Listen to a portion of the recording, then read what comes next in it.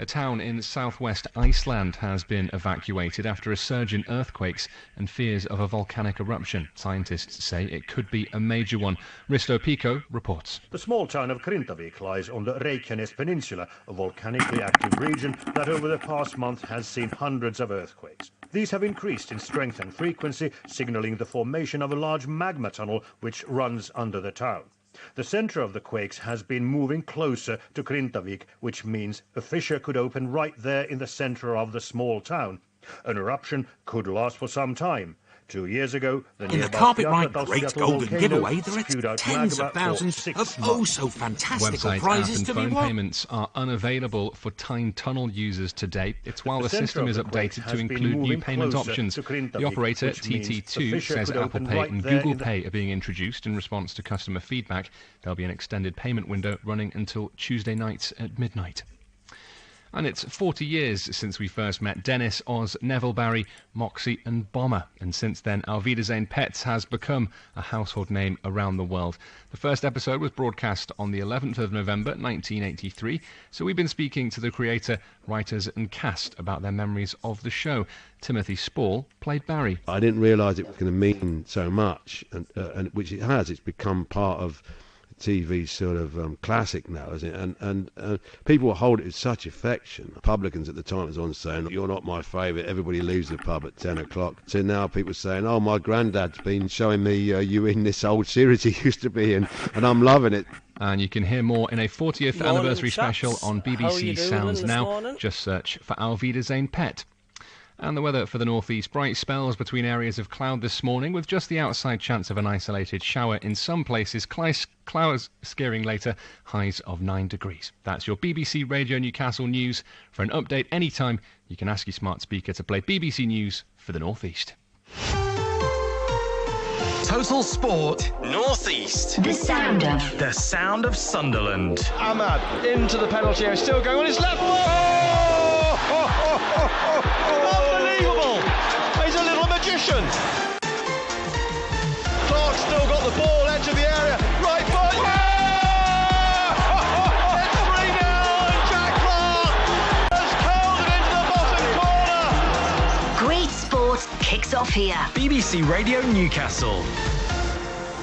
Welcome to the Stadium of Light, where the backdrop is a military band and a parade at the moment in front of us at the bottom of the West Stand. Current military personnel, veterans and cadets all marching along the front of the West Stand and weave their way around the stadium ahead of 2 minutes silence after the bugler plays the last post before kick-off today. Kirill Louis-Dreyfus will be one of those laying a wreath in the centre of the pitch. There's already been a ceremony this morning at the memorial at the front of the stadium. More about the memorial in a moment. Rob Mason, Sunderland Club historian, is alongside of me in a Hall of Fame which just extends from the right of me. I don't include myself in there, but Gary Bennett and Mickey Gray are on the row of famous former players. So we've just come straight from the, well, not straight from the stadium, straight in upstairs. You may as well have done. You may as well. Yeah. More about that in a moment. Just give you the teams today. Sunderland, as expected, the two changes, no more than that. Patterson in goal. Now we are led to believe, we'll see at kick-off, that Huggins is going to play right back, Hume and Sealt will be the centre-backs, and Sirkin will play left back. Dan Neil captains the club today. Very, very special day for Dan Neil. Born in Jarrow, a Sunderland fan, so he's gone from the terraces to captaining his hometown team today for the first time. Pierre Ekwa, Patrick Roberts, Job Clark and Rusin is the starting 11.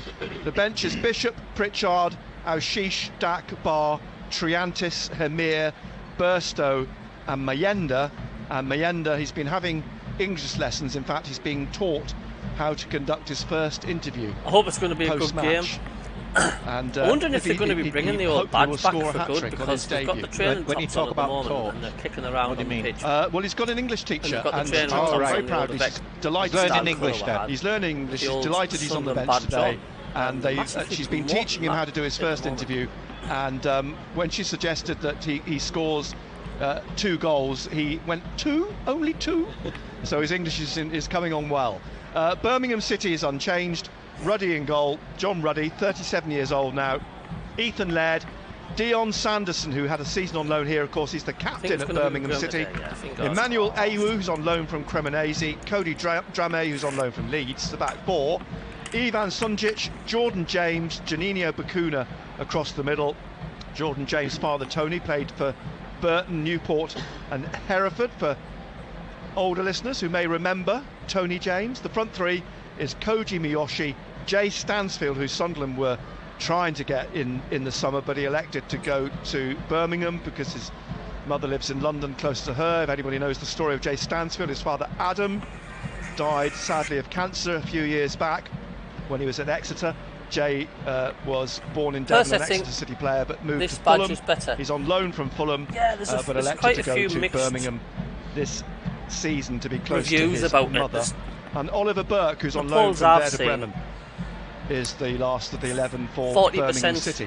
So Rob Mason, good afternoon. Good afternoon. Benno, good afternoon. Congratulations. Good afternoon. Thank you very much, Nicholas. I gather and of course, a very good dinner was held huge generation for the of fans 9 new inductees into the Hall of Fame. Indeed, yes, it was excellent, exceeded all expectations. The Hall of Fame dinners we've had in the past have all been really extra special affairs.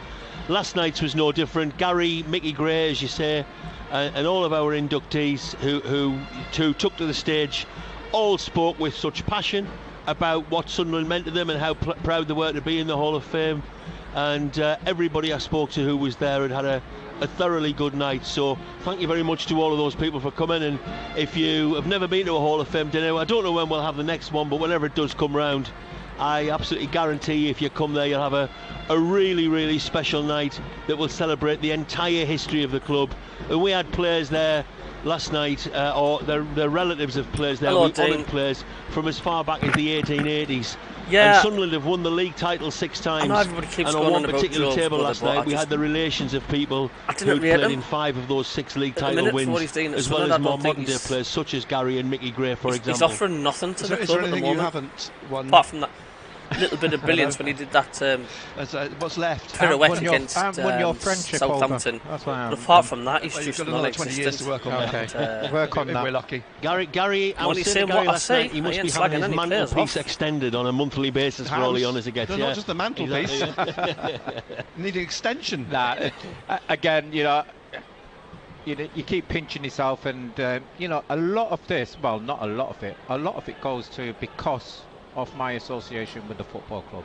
If I never came to Sunderland, I would not have got the accolades I've got now, and that's down to everybody involved. We're here now speaking, working on BBC Radio Newcastle, and again, if I didn't have that relationship with yourself going back all the way back in Carlisle days, I wouldn't be sitting here. The same with Rob Mason, sick of these 12, from day one, we got on very well, built up a all relationship. The time, don't we? And again with the football club, if somebody would have said that I would have spent, over 10 years at the football club and, shall we say, be treated the way I have been, I would have thought there's no way this would have happened. So without Sunderland Football Club, I would not be basically sitting here.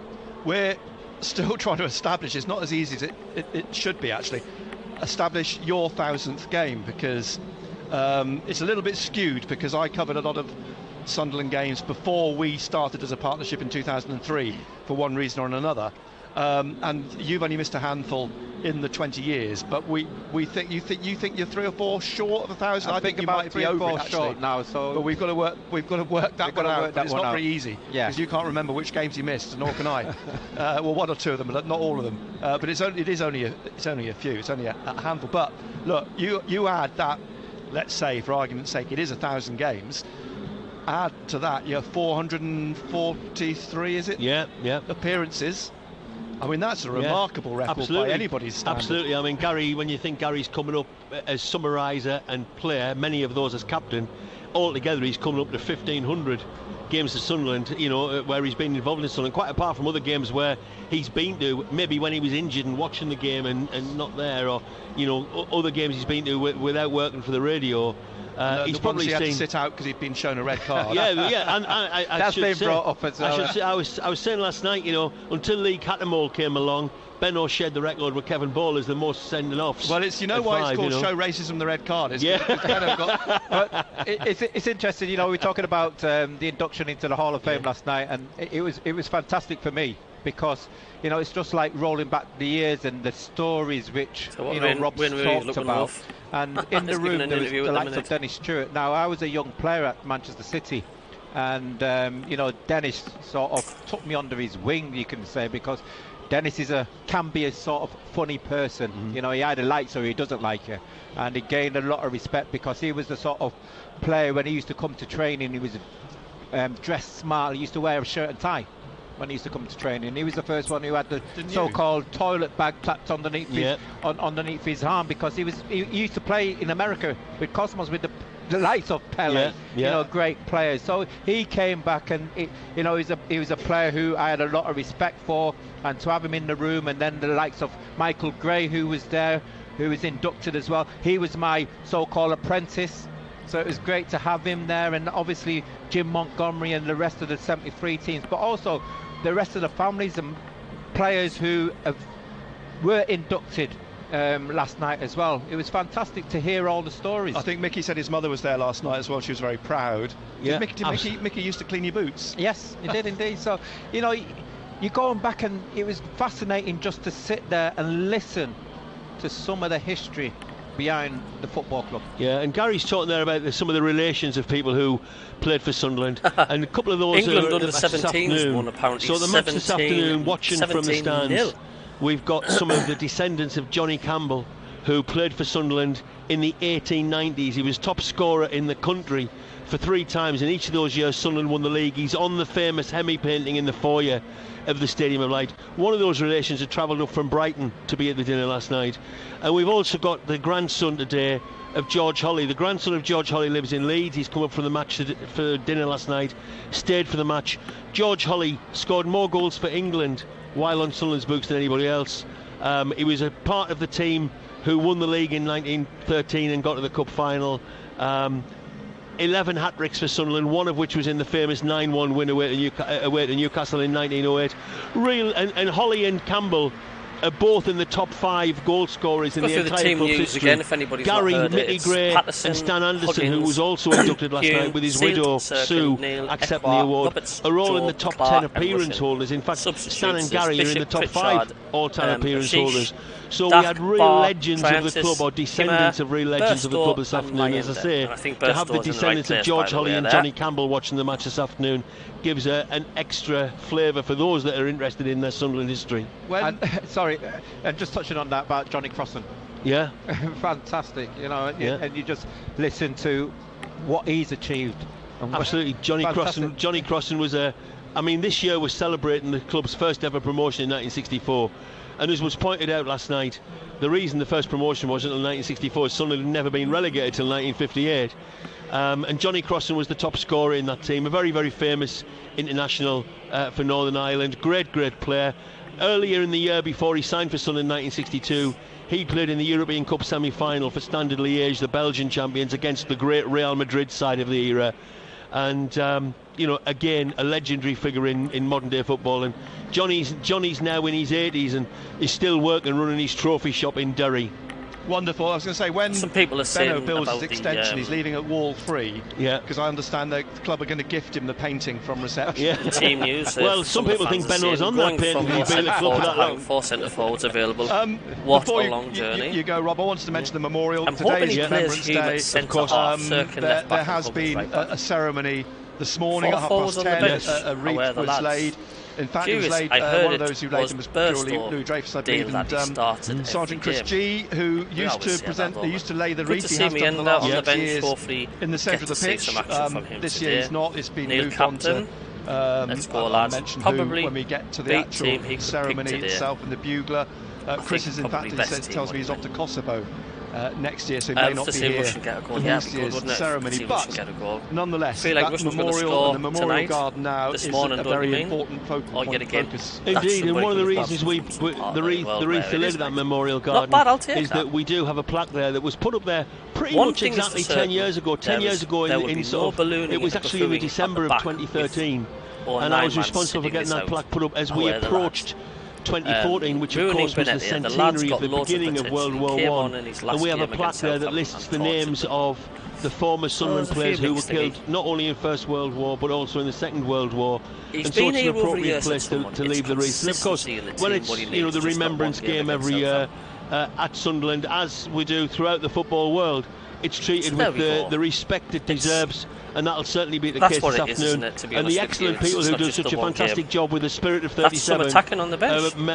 As I'm sure you've already mentioned, or are probably going to be putting on a huge display in the Roker End today of a I just hope we didn't get any horrible sendings off early on again. Well, I'll just spoil the game. We mentioned on this could be a good match. They were looking for volunteers. Hopefully, it could be a good 3 points for Sunderland. It should be a spectacular poppy in the Roker End. They've seen it laid out earlier today before anyone arrived and was allowed in, so you could see what it all looked like. They've done an absolutely fabulous job, and it will look absolutely amazing. They regularly do. The Spirit of 37 people make a real contribution to Sunderland Football Club. When they ask for volunteers, I urge people to go along and give them a hand.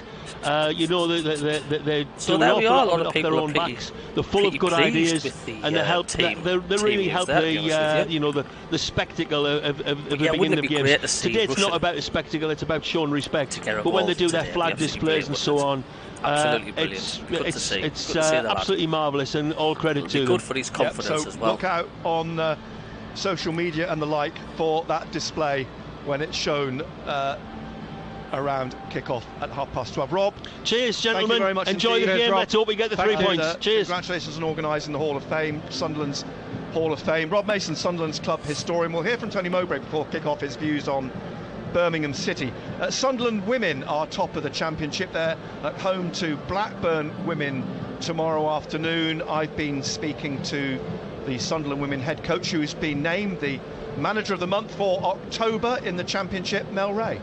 Where you are in the table and the position that you're in at the moment with the number of games that you play, is it something you probably have to do, is to be mindful that if you go up, you've got a plan for the Super League? Are you taking steps now in advance of that? Not quite yet, but if we're still in that position in February, I think you've got to obviously take that very seriously and future-proof the squad for whatever league you're going to be in. We're trying to do that now in terms of looking at the January window to see who we can bring in, and that's part of football. You want to keep trying to strengthen your team going into the second half of the season as well. And presumably it's the infrastructure as well. You've got to be looking at that potentially where you could be playing your football. Yeah. Again, that's probably above my position. I'll concentrate on the on-pitch side of it and identify players who we want to bring in, and let the hierarchy do the rest. Blackburn then, you've mentioned them, they're sort of mid-table, not drawn a game yet. I don't know if that suggests they just go all out. Attacking team, will that be good for you, bad for you? Potentially. You don't really know how teams are going to set up. When you've lost a game or a few games, you might want to set up a little bit more reserved, so to speak. But we just have to wait and see how they're gonna play. But we concentrate on ourselves, and I'm a big believer in the squad that we've created and built that. If we're at the races, then we can hurt any team. You need to put a coat on and take some water with you, yeah? The way you've become a very adaptable team. Good lad. So it'll be a pain. High five. Yeah, and I think they're getting better every game they play, and with bringing so many new players in the summer, it was how quick can they gel, how quick can they build relationships, and I think we're seeing game to game now them relationships are getting stronger, and they're more on the same page, and again I think they're only going to go from strength to strength.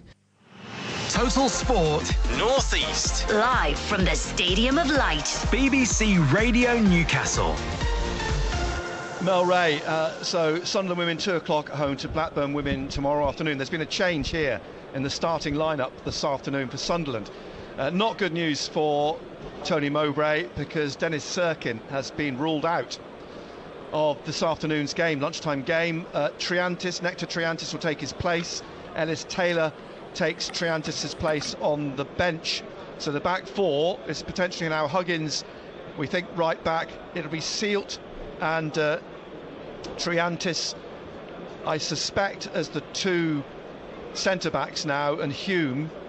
Well, will he be left back or will he be right back? It's sort of thrown that back four into a bit of confusion now, because Triantis is a centre-back. Sealt can play right back. I wonder if Sealt will go to right back, Huggins remain at left back, Hume and Triantis the two centre-backs. We're going to have to wait and see till kick-off, aren't we? Indeed. They might even play three, Nick, and they might use maybe Clark or even Huggins or even Roberts as a wing-back. So Huggins on the right, Clark on the left. Hume might play in there, might play alongside them two. Yeah. Huggins might play alongside Sealt and Triantis as a three. Huggins will play as a wing-back, and maybe Clark will play as a wing-back. So, just to recap, no Dennis Sirkin this afternoon. He was named in the starting 11, but as a consequence, presumably, of the warm-up, he's injured, and so Triantis makes his full debut for Sunderland this afternoon, alongside Sealt, who likewise is making his full debut, his first start for Sunderland today. The two players suspended, Luke O'Nien and Dan Ballard. Let's hear from the Sunderland head coach, Tony Mowbray, as military personnel march out in towards the centre circle. His thoughts on today in Birmingham City. I've got every confidence we'll go out there and we'll flow.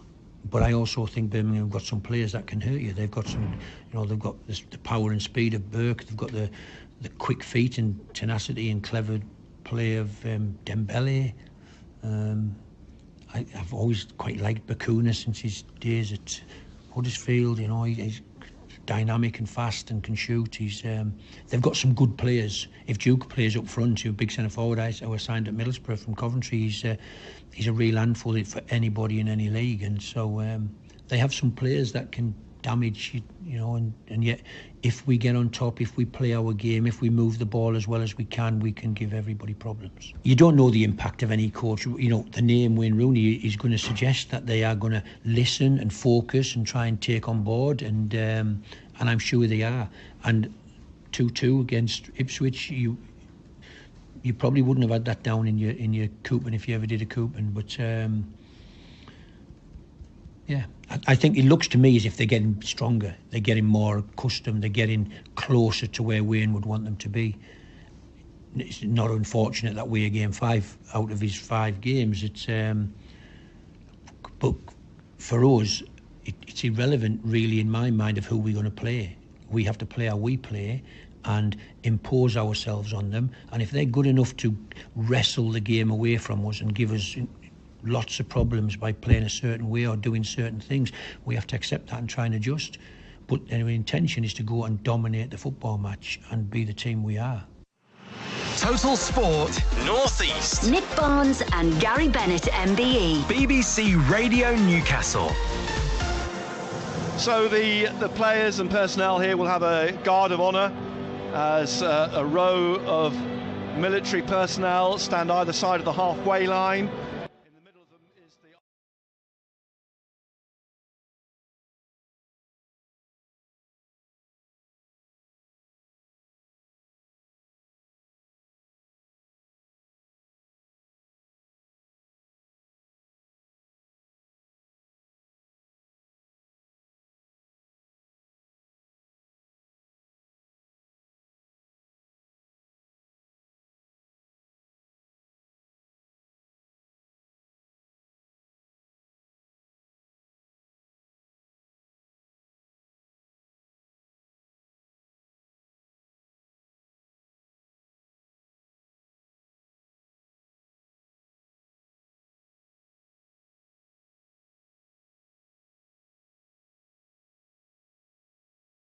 Red, the black, the green of the leaf, as the referee, Dean Whitestone, leads out the two teams. Sunderland in their red training tops, of course, tracksuit tops, Birmingham City in their blue kit with white shorts, led out by their captain Dion Sanderson, but Sunderland led out by Dan Neil, making his first appearance as a captain of Sunderland Football Club. You know, Benno, how important that accolade is. Oh, it's fantastic. It's a fantastic occasion for the young lad as well, you know, leading out the team which he supported as a young lad. What a day for 21-year-old Dan Neil as he leads his players down the row of Birmingham City players and officials.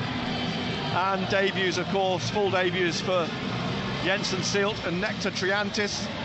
Triantis called up at the last second, really, in place of Dennis Sirkin, who's not going to start the game after all this afternoon. Patterson in goal, Huggins, Seelt, Triantis and Hume, Neil, Eckworth, Roberts, Jobe, Clark and Rusin as the starting 11 for Sunderland. On the bench, Bishop, Pritchard, Aushish, Stack, Barr, Taylor, Hamir, Burstow and Mayenda. And Birmingham City, John Ruddy in goal, Ethan Laird, Dion Sanson, Emmanuel Awu and Cody Drame.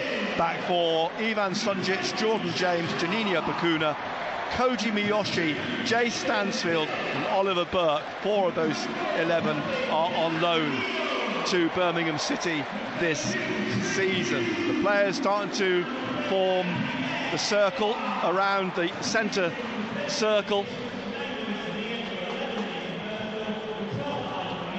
And shortly we will have the remembrance commemoration. There's a signed shirt as well, propped up at the edge of the pitch.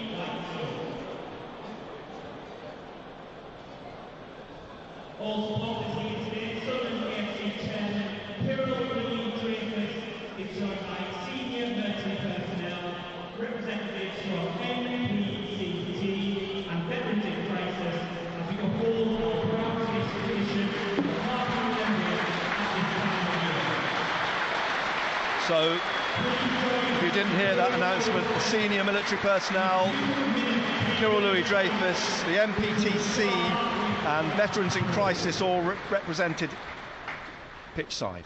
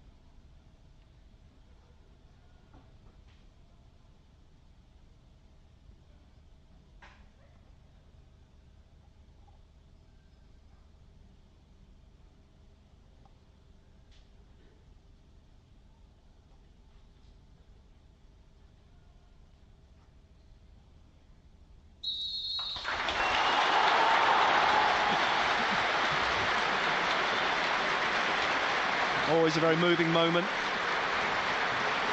The military still stand to attention along the halfway line as the 4 who laid the wreaths carry them back off to the edge of the pitch.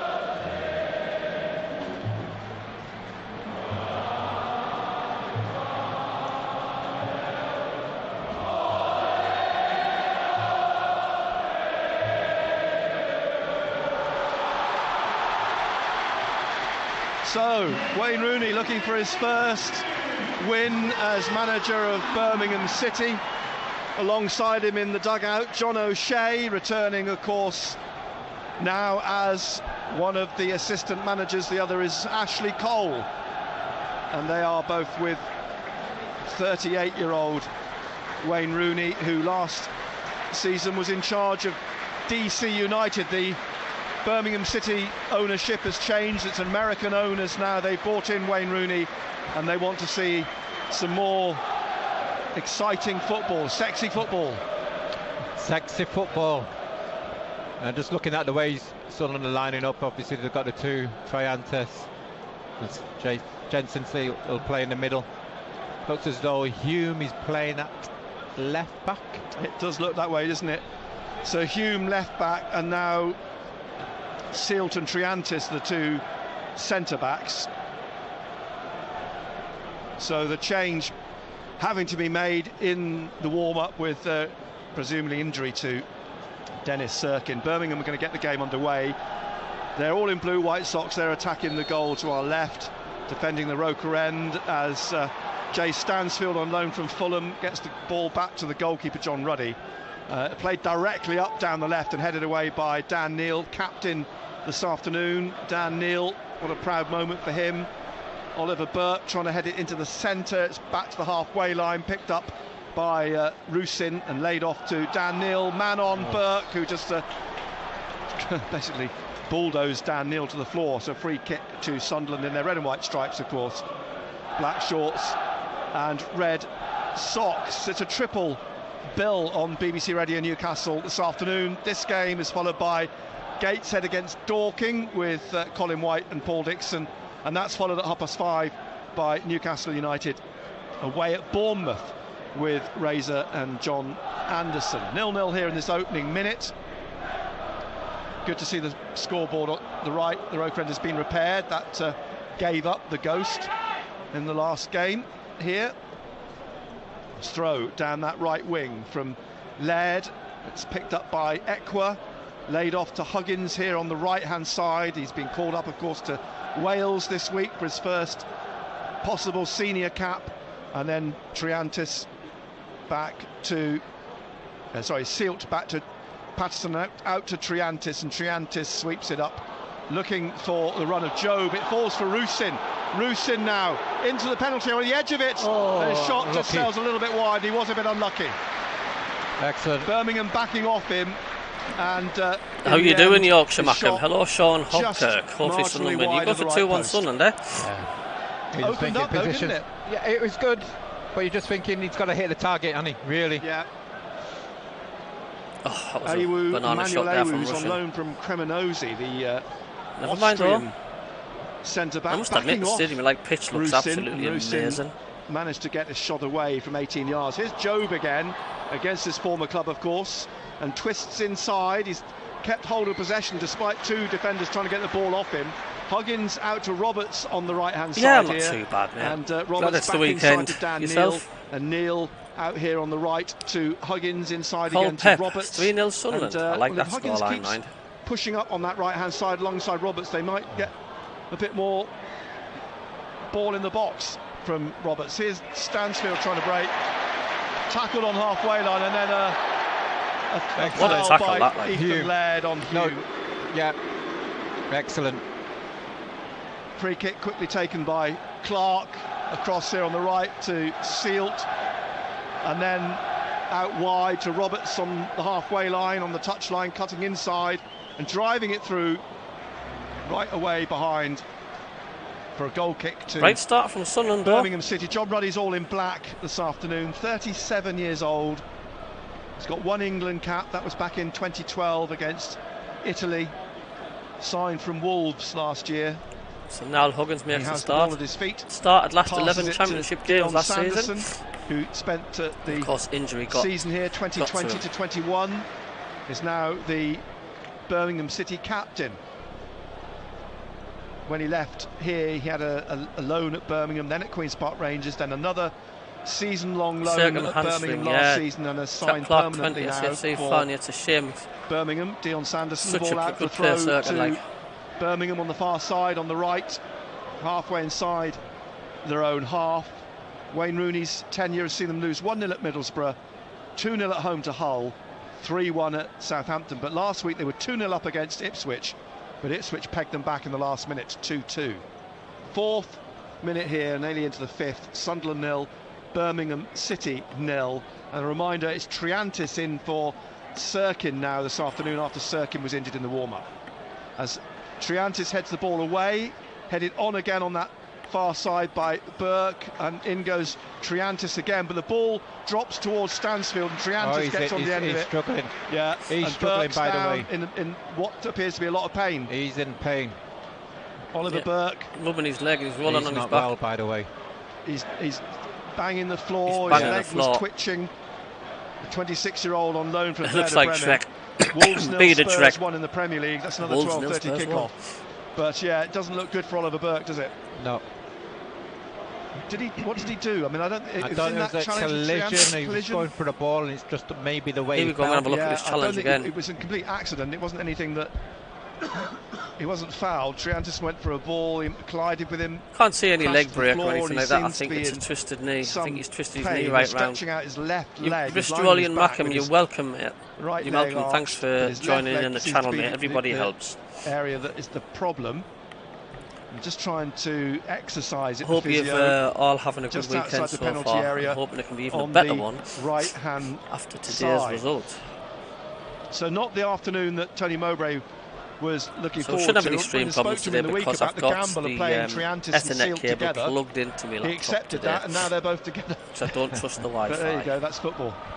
Yeah, 27 in the channel now. Thank you very much. I know there's not that many because Sky TV's on. For those that just don't have Sky, I just want to pop in. You're more than welcome. In their favour because they haven't had time to, especially the players, to think about it. It's being thrown in and just got to get on with it. Oliver Burke sitting up, still getting treatment. There's no sign that I can see of anybody on the Birmingham bench stripping off or readying themselves to come on. He's back on his feet. And the referee having a word with him. Is limping slightly. I wouldn't say he's got a bad limp. He's starting to walk across the pitch here to this side. Again, as I say, there's no sign of a change being made. There's a paramedic actually having a conversation with one of the Birmingham City coaches. See John O'Shea there, down below the Birmingham team with the parts of the coaching lot. Walking off. The way he was beating the floor, he looked to be in all sorts of pain, didn't he? All sort of pain. Then you're just watching him walk off, and what was that all about? I'm not sure. He's jogging off now. He's got to the touchline. Wayne Rooney looking on with his overcoat and cap. Burke looks as though he's going to come back on. It's a throw for. I mean, that was a bit. Was he trying to get the referee to boot one of the Sunderland players who were theatrical banging on the pitch? The ball out. Because somebody smacks the ground that hard. Koji Miyoshi's you're off. You're getting carried off. You're not playing the rest of the game. For Royal Antwerp. Ekwa puts the ball back behind him to Triantis, who squares it to Sealt. And Sealt now back to Triantis on the left of the penalty area, out to Hume on the touchline. Hume back to Triantis, who drags it up forwards to Jobe. He's got Sanderson all over his back. Jobe wins the free kick. No strangers to each other, of course, Jobe and most of the Birmingham players. He played a handful of games with them last season. Here on the right wing is Roberts in his own half. Plays it back to Triantis. And the Australian through to Ekwa, back to Triantis, across to Hume, quickly forwards to Jobe, who will be, I'm sure, desperate to impress this afternoon against his former club. Patterson all in yellow, passes it out to Ekwa. Ekwa's holding off the a challenge of it's got 8 minutes gone. Jordan James, a couple of minutes injuries, injury there. Sunderland just slightly on top, I'd say. As Patterson clears it in front of Burke. It drops to Laird, though, who's trying to find a ball down the wing for Miyoshi, but it's gone out for a throw. It'll be a cold to Sunderland deep in their own half. Stadium of light. 1,223 away fans here this afternoon. Who got hurt? Not a bad effort, isn't it? It was a Birmingham player. It wasn't one of us. Much being made and talked about these 12:30 kickoffs. As the ball brought out by Dan Neil, he's tripped by James. Well done, Dan Neil. Free kick to Sunderland. A point someone made about New Year's Day that Sunderland have got Preston at home at 12:30. Hull is the evening that was a kickoff close one, at Jack. Sheffield Wednesday. That when was close. They've only got an hour or so's travel. Preston have got 3 hours travel. It doesn't make a lot of sense sometimes. Here's Roberts down the right side of the penalty area, into the box, twisting and turning, squaring it now for Clark, and a chance for Huggins. He didn't hit it hard enough, and it's shuffled away by Cody Dramé, his former Leeds teammate, behind for a corner. He knows he should have smashed it. Rossin won it. Was it on his left foot? No, it was Huggins. Was it Huggins? Huggins. It came on his. He wanted to. Well, I'm sure he struck it with his right foot. Just didn't get any power in it. It's led to a corner on the right for Sunderland. It's driven in. I mean, again, it was like they're almost trying to score the perfect goal as Neil puts it just past the post. Roberts didn't pull the trigger. Clark didn't pull the trigger. Huggins pulled the trigger, but meekly. And it was blocked by Dramé. So still 0-0. And we're in the 10th minute. Cody Dramé, one of those, he's on loan from Leeds, he's come up through the Leeds Academy. Here's Rusin, trying to nod the ball forward for Roberts, it's dropped at his feet, into the penalty area again. Oh, he's still going despite a couple of attempts to get the ball off him. Now to Rusin, left-footed, oh, he's at the post! And out it comes to the back of the area. Ekwa's trying to keep it alive. Roberts back to Rusin in the penalty area. What a strike by Rusin. Rusin turning, gets it in the box, 6-yard box. But again, it's blocked by a defender and cleared. And at the moment, a little bit of a charmed life for the Birmingham goal, but now they should break out of defence. Hit the referee. But the foul has pulled the game back. 35 watching the stream now. Any new people, click the subscribe button and just hit the thumbs up if you can. Thank you very much indeed. So 0-0. It's a good strike. If he would have done that with his first effort, who knows? Exactly. Well, but hopefully that's gaining confidence. Here now, down the right, Silt blocked by Bakuna. Strike. It was a quality strike that way. A challenge by Jay Stansfield. Good day, Keith Lupton from Western Australia. And a throw to Birmingham on the left. It's currently 0-0 at the moment, Tony Keith. Mowbray. We are the better side at the 0-0. opening 12 minutes.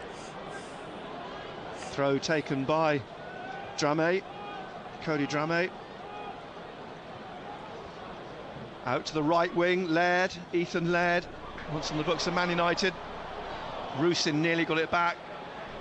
Here is Emmanuel Ewu. Forwards to Bakuna and out to Dramé, back to Ewu. And then played across. Thanks for the subscriber there. Thank you. From Ivan Zuncic to the right wing, but a chase back for Triantis. There's a possibility of a bit of trouble as Burke was trying to bustle his way through, but somehow Triantis and Patterson engineer the ball rolling behind, and it goes out behind for a goal kick. 0-0, but we've had two excellent chances, one for Niall Huggins and one for Rusin in the 10th and 11th minutes. How are you doing, mate, from Melbourne, Australia? Which could have seen Sunderland. I hope it's a bit warmer than what it is here, but it is sunny. Ball back to here Patterson, moment. passes it out to Silt. Carlisle in England. Inside to Ekwa, and to his left, Dan Neil, away from Jordan James, Welsh international now, the 19-year-old. Now I've just seen a Birmingham City possibly player soon there to be joined clearly by say the words Niall Huggins, F off. who's playing in a forward role at the moment on this to the referee. I could see him clearly lip reading. And I think Patrick Why isn't he being yellow carded for that? Remember when Neil got sent off? Huggins is playing. Where's the consistency? Because he's pushed right in and right up, isn't he? He's playing like a stretch. Where is the consistency? He's playing as number 9, isn't he? He's calling for the ball here, Huggins, and he's over on the left now. Neil's got it, and it's swung to the right to Roberts. Huggins and Rusin are still up there in the penalty area. Jack Clark's joined them. Roberts now into the middle to Ekwa. The inevitable cries of shoot. Ekwa is trying to twist away from Sunjic. He's trying to hold off the Croatian, and eventually the Croatian fouls him. I don't know what he's complaining about. I think lots of Indian restaurants, Yorkshire Mackham. Right in a central position, 25 yards out, maybe a little more, this free kick. Excellent play again by Ekwa, good strength. The Birmingham defence, to me, looks quite passive. It looks as if you have a go at them, that they're vulnerable. Roberts, I mean, he's got in twice, 3 times now and caused them all sorts of problems. Nearly 15 minutes played, 0-0. Referee having a word with the Birmingham wall, which is a yard outside the penalty area in the D. Ekwa and Clark. He's looking good Russian today, like he is looking good. Is it too far out? Ekwa would certainly fancy a smash, wouldn't he? Clark. What are you talking about? Been to the Cadbury Chocolate Factory. Maybe 30 yards. Lots of chocolate there, apparently. So, which one of these two will it be? Ekwa. And it is indeed Ekwa, who drives it straight at John Ruddy. Comfortable save. And he makes a very comfortable save. And it remains 0-0. Here's Ekwa again. No. And it's blocked by Sunjic. Ekwa in the centre, trying to thread it through to Job. Job trying to shake off James. Finds Clark into the penalty area on the left. His cross looking for Rusin. Corner. Got half a header to it, but it came off Dion Sanderson. It's a corner to Sunderland. And you know what? That might be the second time Jack Clark's touched the ball. Yeah. It's all come down the right. Hello to Chris and new baby Eleanor at home in Gateshead listening this afternoon. And I hope, well, so far you've enjoyed the first 16 minutes. Chris and Eleanor in Gateshead. So the corner swung in. Rusin's header! Oh, yeah! Job scores against his former club. Just smashed it into the roof of the net. And Sunderland take the lead. And it's their former player that puts the ball away behind John Ruddy to give Sunderland a 1-0 advantage. Yeah, excellent and well deserved as well, Nick. You've got to say that we have dominated the game from the kick-off. We've created 2 or 3 good opportunities, and again it was Job who's scored, but again they didn't defend it very well, did they? No, I've said before, they just seemed passive. And Job, all he had to do was swing his foot at it, and it was in the roof of the net. Terrific finish. So, in the 17th minute now, Sunderland 1 up. Come on, let's Clark's just tear into these. The corner from the left. And that, well, the apocryphal, here's Bakuna. The other end, ooh. Patterson makes the save. The apocryphal players always score against their former clubs. It did indeed. And there was no celebration there either. No, ran straight away, didn't he? Respect for Birmingham. Nice finish. So, Job with his 3rd of the season. Come on, let's finish this. And now there's a foul. Referee, you could have a word. He's committed a couple of fouls, hasn't he? Russian, I tell you what. He's spoken to Jordan James. He's just defending amazingly as well. And he's shown a yellow card. Come on, lads. I'm so pleased for Bellingham. Right, inevitable, yeah. So pleased for Bellingham. Card shown. Free kick on the far side in the Sunderland half. 1-0. Sunderland lead. Rusin's flick on for that goal. He's looked lively, actually. He has. Busy. Yeah. He's willing to run, isn't he? He is. That's what it is. Willing to run behind. Now here's Rusin again, laying the ball off behind him for Joe, but one back by Sunjic. He's got it to Bakuna on this left-hand side. Rusin chasing back, cleared though by Silt. Out it falls eventually to Rusin in front of the big Croatian. Well done. He can't get round the Ukrainian, and the ball rolls out for a throw to Sunderland, who lead here at the Stadium of Light 1-0. I think the first thing which you highlight about Rusin is that he's full of energy, isn't he? He's willing to make them runs, work hard. What I like about Rusin is as well, he's not a ball greedy, he's a team player. He's a proper team player. He's laying off his teammates left, right and centre. Back to Jordan James, just trying to find Miyoshi on the right, but it's lost by him. Well the done. Sunderland throw. Not quite happening for Wayne Rooney's Birmingham team at the minute. One down after 17 minutes. We're in the 20th minute now. Sunshine breaking through this Saturday lunchtime. You have to remember it's Saturday lunchtime, it's not mid-afternoon. There's Roberts on the break, and Huggins is still up there. Ball put out by Ayew. And Huggins is certainly making the most let's get another one, getting forwards. The problem they've got, Birmingham, is that Bakuna is sort of basically staying out there as an out-and-out winger. He's not really helping out the fullback. To throw to Birmingham. Drame is going to take this halfway inside the Birmingham half on the left-hand side. He's trying to find Bakuna, but he's lost it to Joe. Joe then tripped, but the referee says not. Strange throwing, that was a strange throwing, because it basically gifted possession back to Sunderland again. Dean Whitestone, he's the ref this afternoon. He was at Queen's Park Rangers early in the season. Sunderland is completely dominating this at the minute. Burke, but just a little bit too need to turn this domination into some more goals as well. Wide with it now.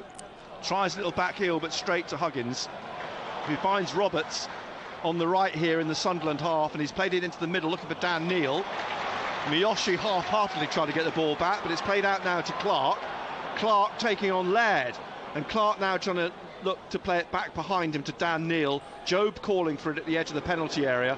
Ekwa to Job, but Awu's got in front of him, and the ball back now with Drame, back to John Ruddy, closed down by Rusin. Ruddy gets the ball over him up towards halfway. Hume heads it on to Neal. Neal gets it to Ekwa, spins through to Rusin. Perhaps a little bit fortunate, but it's still with Sunderland. Rusin tumbles over. The ball played out by Clark to Roberts. Roberts in the penalty area. He's blocked by Drame, but it's still with Roberts on this right-hand side, and Huggins. Huggins up, and Huggins now back to Ekwa. And Ekwa trying to find Rusin, gets a shove in the back from James. He's living a dangerous life. Not at all, Jacob, and out to Roberts on the right of the penalty area again. Roberts taking on Drame. Drame makes a touch, which takes it behind for another corner to Sunderland. Sunderland's third corner. Roberts just retrieving the ball from the ball boy. And this from the right, the substitutes warming up. Sunderland wearing the retro AVEC 90s shirts today in the warm-up to the game and during the match on the touchlines. Roberts, Ekwa's down the touchline 10 yards, but I think he's going to swing this in. Patrick Roberts from the right-hand side at the Roker end. He does, it drops to the near post. Headed back in here for Job, off the post into the hands of Ruddy. And Job almost had a brace in the space of 5 or 6 minutes. He's not connected. Yeah, he didn't connect with that at all. A clean strike. He's hit it into the ground. And it bounced and how lucky you are. Come back off the post and straight into his hands. So 1-0 it remains, but Job very close to making it 2-0, and his second up to the halfway line, headed on by Hume, but to Sunjic, but Ekwa strides in trying to win it back for Sunderland. Eventually out wide on the right, Burke puts it out. I bet he feels one now. And Jude Bellingham now, he's doing that to the crowd. Sunderland. He's getting the crowd up here. Halfway inside He's feeling it. He's feeling the energy today, Joe Bellingham. Triantis across to Sealt. So far, linking up very, very well with Russian. Huggins. And back to Sealt and Patterson.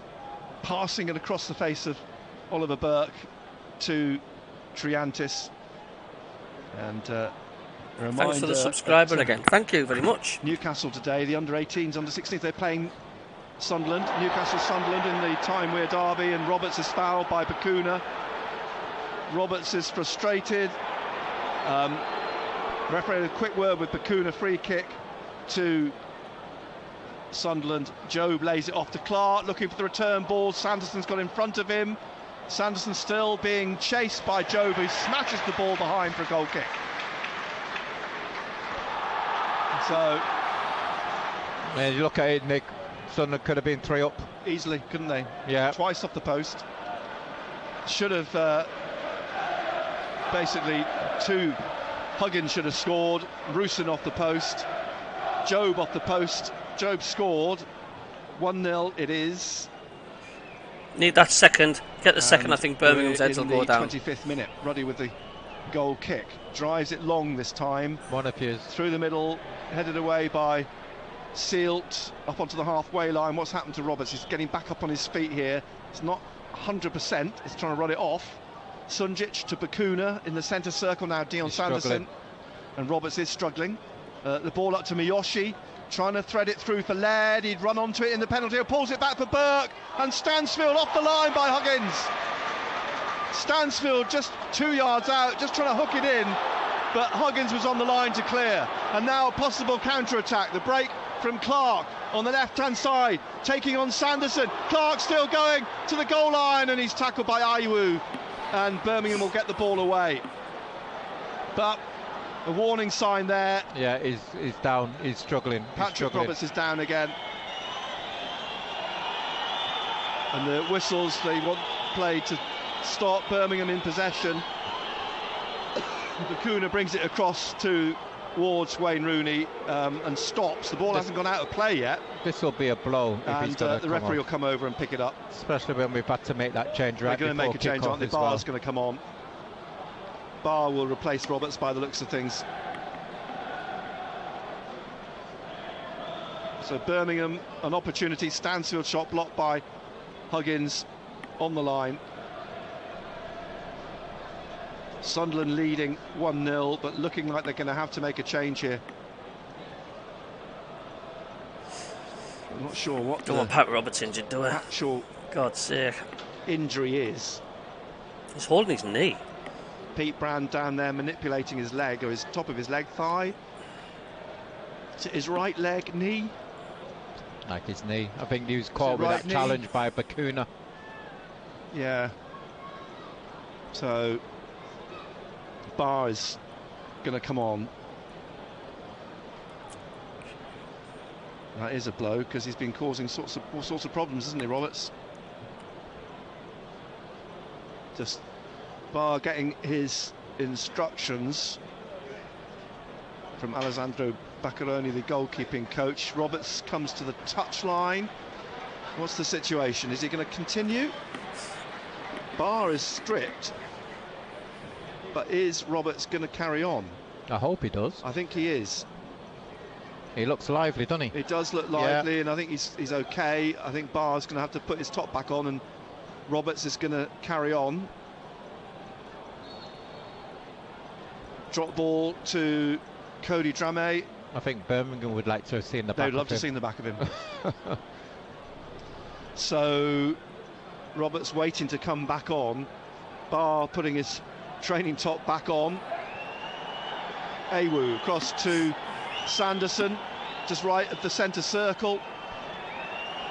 And here's Dramé again on the left, back to. He's got a break Ayew. They want referee. Roberts back on, don't they? And I think have they got to wait 30 seconds? I think it is 30 seconds if they'd come off. He's offside. And the ball played up to an offside Burke.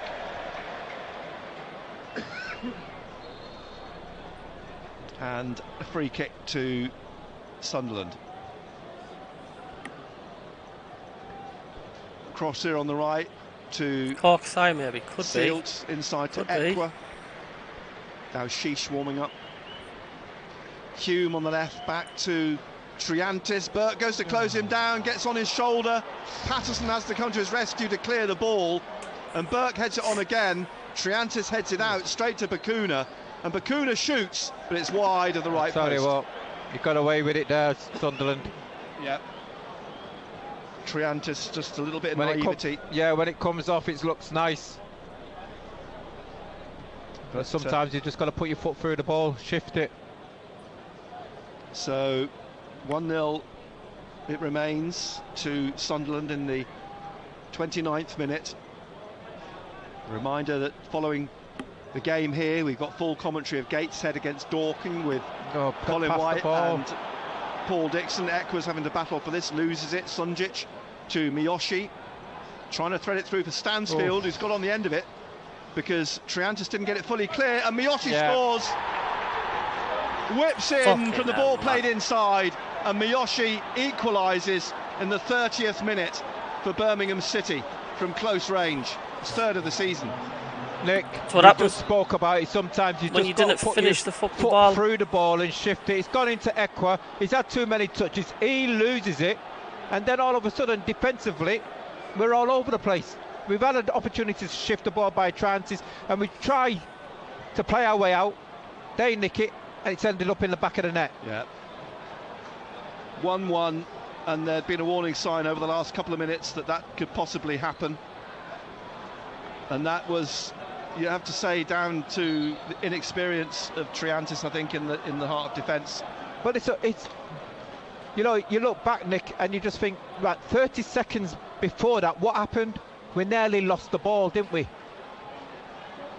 Well, from Sunderland being in a position where they could have been 2 or 3 up, it's yes, now 1-1. Jobe in the penalty area, but it's cleared by Jordan James. He tried to bring it down with his back to goal, a stab at it, but it just fell to Jordan James to clear. 15 minutes of the first half to go. Will be a bit more than that because 2 injuries really, Burke and Roberts, which allowed us to suspect 4 or 5 minutes on.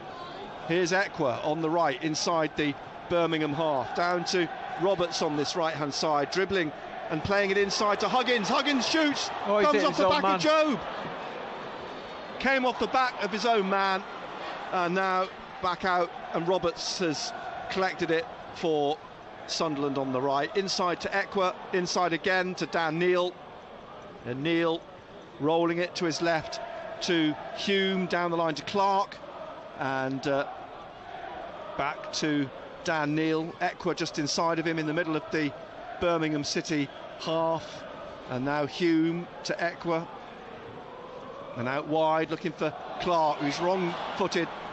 Ethan Laird wins it back, leaves it for James, gets it out to Miyoshi. Now Sunjic inside of him, but whipping is Rusin, and Sunjic has gone down. It's a free kick to Birmingham. Rusin brushing him aside. Sunderland 1, Birmingham City 1, and I mentioned Gateshead Dorking at 3, and at 5:30 full commentary of Bournemouth against Newcastle United with Razor and Ando. So there was a scare over Roberts, but he's carried on. He seems to be okay. Birmingham have pulled it back on the half hour after Jobe had given Sunderland the lead after 17 minutes. But here's Laird again on the right, looking for Stansfield, but turned away by Sealt to Ekwa.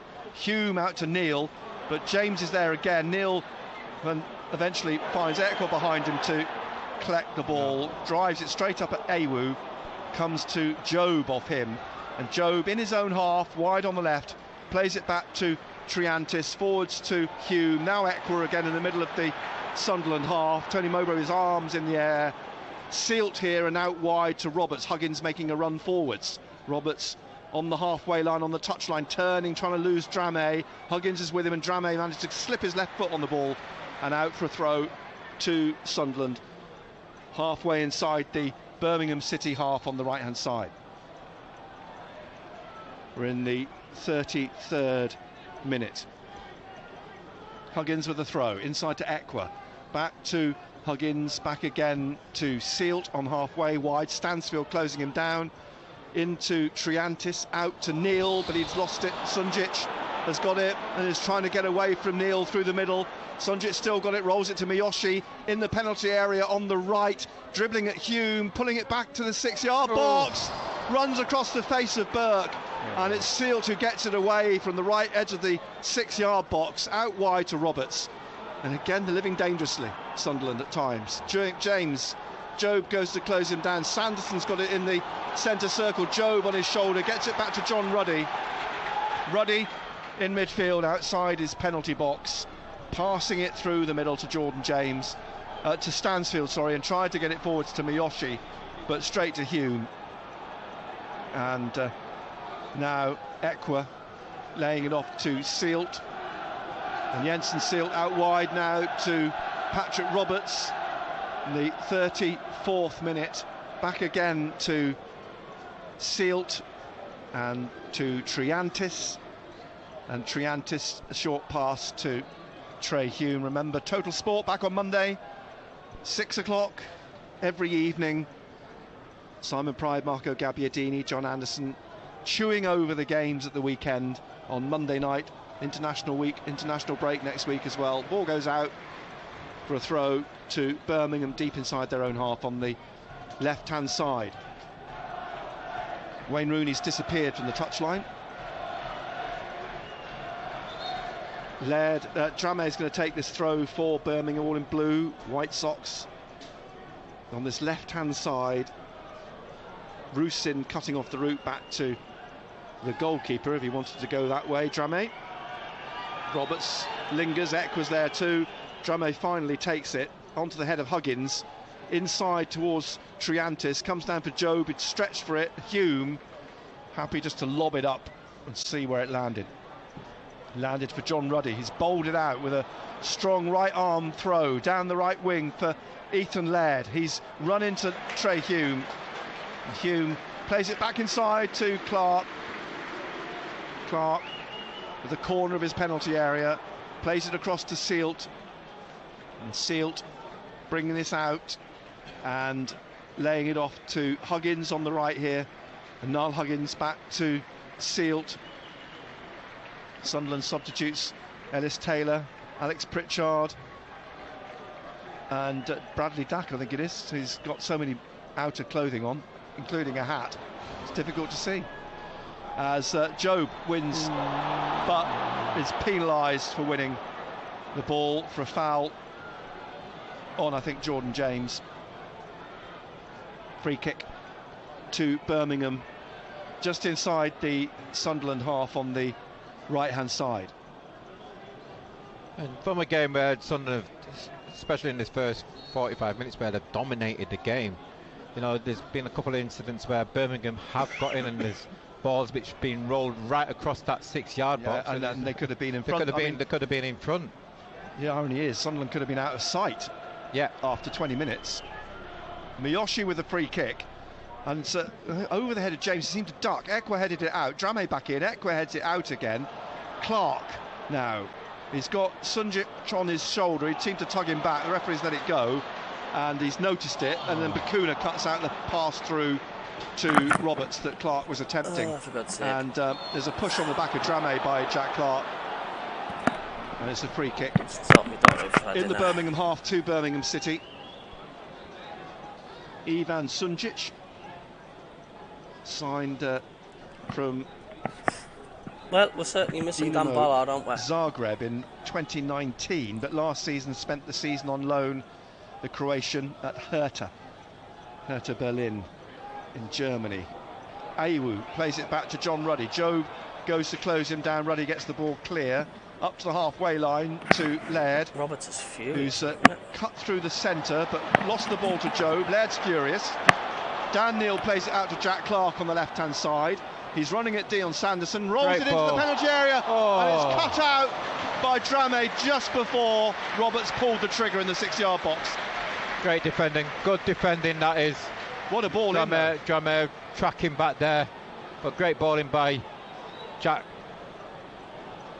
Lovely ball in, fourth corner for Sunderland. Roberts on the right, Ashley Cole is barking instructions down the touchline from the technical area. And Roberts in the 39th minute, Ekwa's down I'm telling you, he's got to be 10 yards. Short, and it's played back to Roberts, and he's tripped by That's twice he's done that. Twice he's done that. He's got to be a booking. He's going to get booked again. He's got to get booked for that. He's gone for the same knee, hasn't he? That's twice he's done that. The Curaçao international call to referee Dean Whitestone. He's got it. That's twice. Oh, and Patrick Roberts has smashed the ball into the advertising hoarding. He's furious. He's having a word with the assistant. No card for Bacuna, and a card for Roberts. You are joking. Roberts gets card fouled. for that descent, Should have basically. been a yellow card. He kicks the ball against the advertising hoarding. Roberts in frustration. I've seen it all now. A sense of injustice there. I have seen it all now. That to me is not common sense refereeing. Bacuna's twice done that to Roberts, knowingly that he's had that earlier injury from Bacuna. No wonder Roberts was frustrated. So again, Tony Mowbray against us again, having a word with the fourth official. Tony Mowbray's on 2 yellow cards. The ball floated in the air, and Drame heads it out. A little push in the back of Dan Neil was a no, says the referee. Miyoshi's on the break. Job's on his shoulder. Miyoshi trying to find here Stansfield. Out comes Patterson and slides out and takes the ball at Jay Stansfield's feet. He rolls it to Triantis. We're in the 40th minute. Well, there's always a referee involved somewhere, isn't there? Nice run. Dean Whitestone, the latest, is writing himself into Sunderland folklore. A little flick from Rusin in the centre circle from Patterson's kick. Comes back to Dion Sanderson. Plays it to Emmanuel Ewu.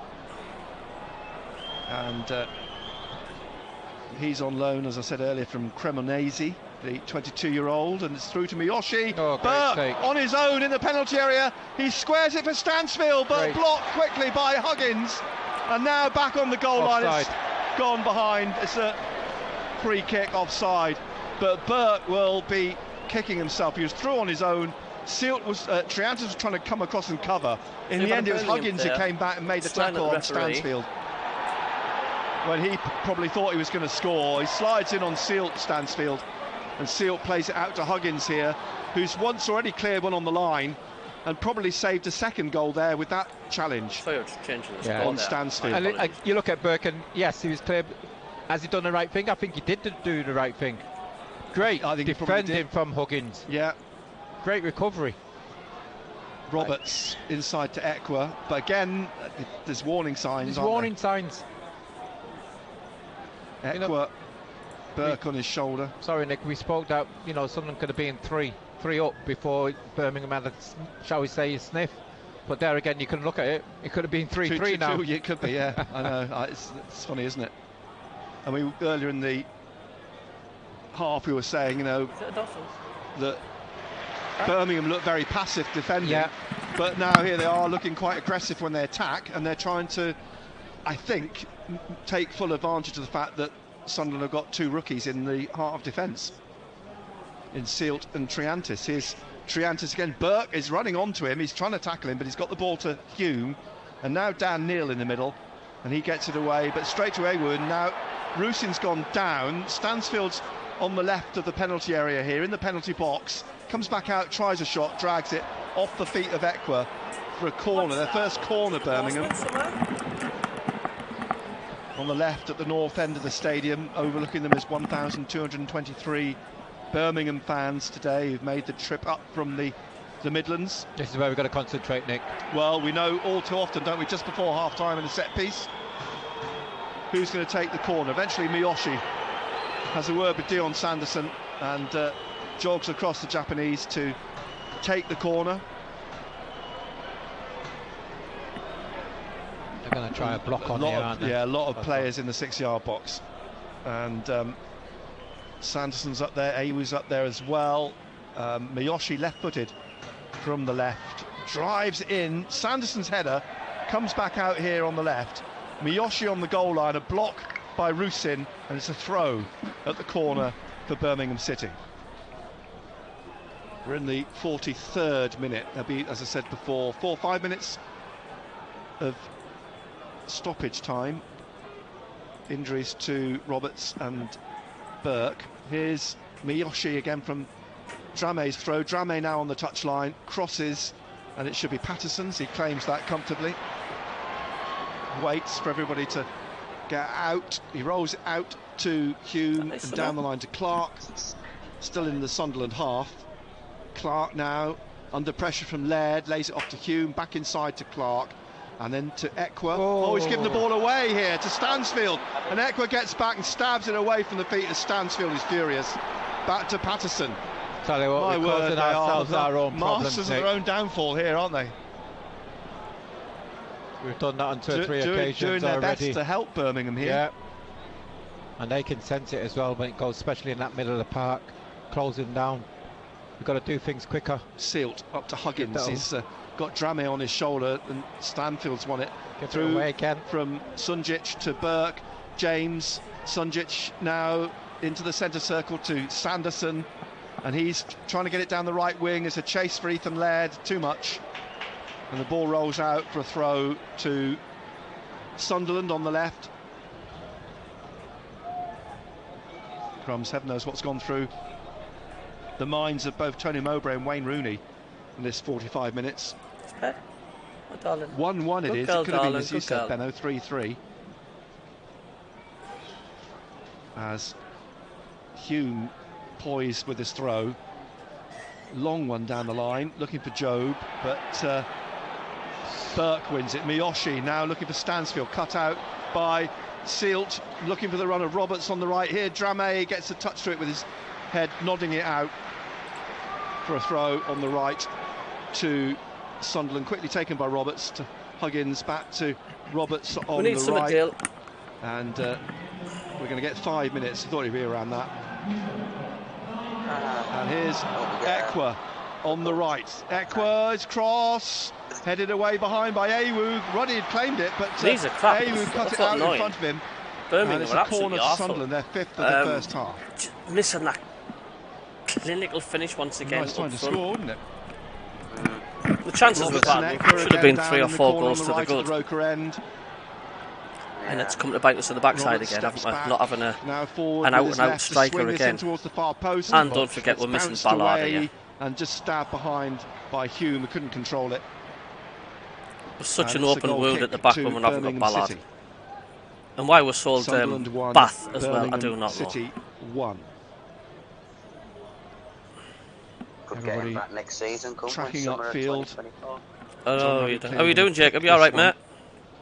Yeah, you? Yeah, not too bad, Roberts appears to have been okay since the double knock by Bakuna on his knee. Stanfield had a chance to put it away through the right, headed away by we'll have a look. Triantis. Sanderson will let it drop away for a throw on the far side, deep in the Birmingham half, the foot of the east stand. Laird's going to take the throw. Ethan Laird, the 22-year-old. How is your Minecraft going on with Roker Park? Possibly might do some more today, Jacob. From them in the summer. I've been pretty tired when I've been finishing work. And down the line is throw, headed away by Triantis, straight to Miyoshi in front of him. And then it's put out again for another throw to Birmingham City. God, this is frustrating. It's like...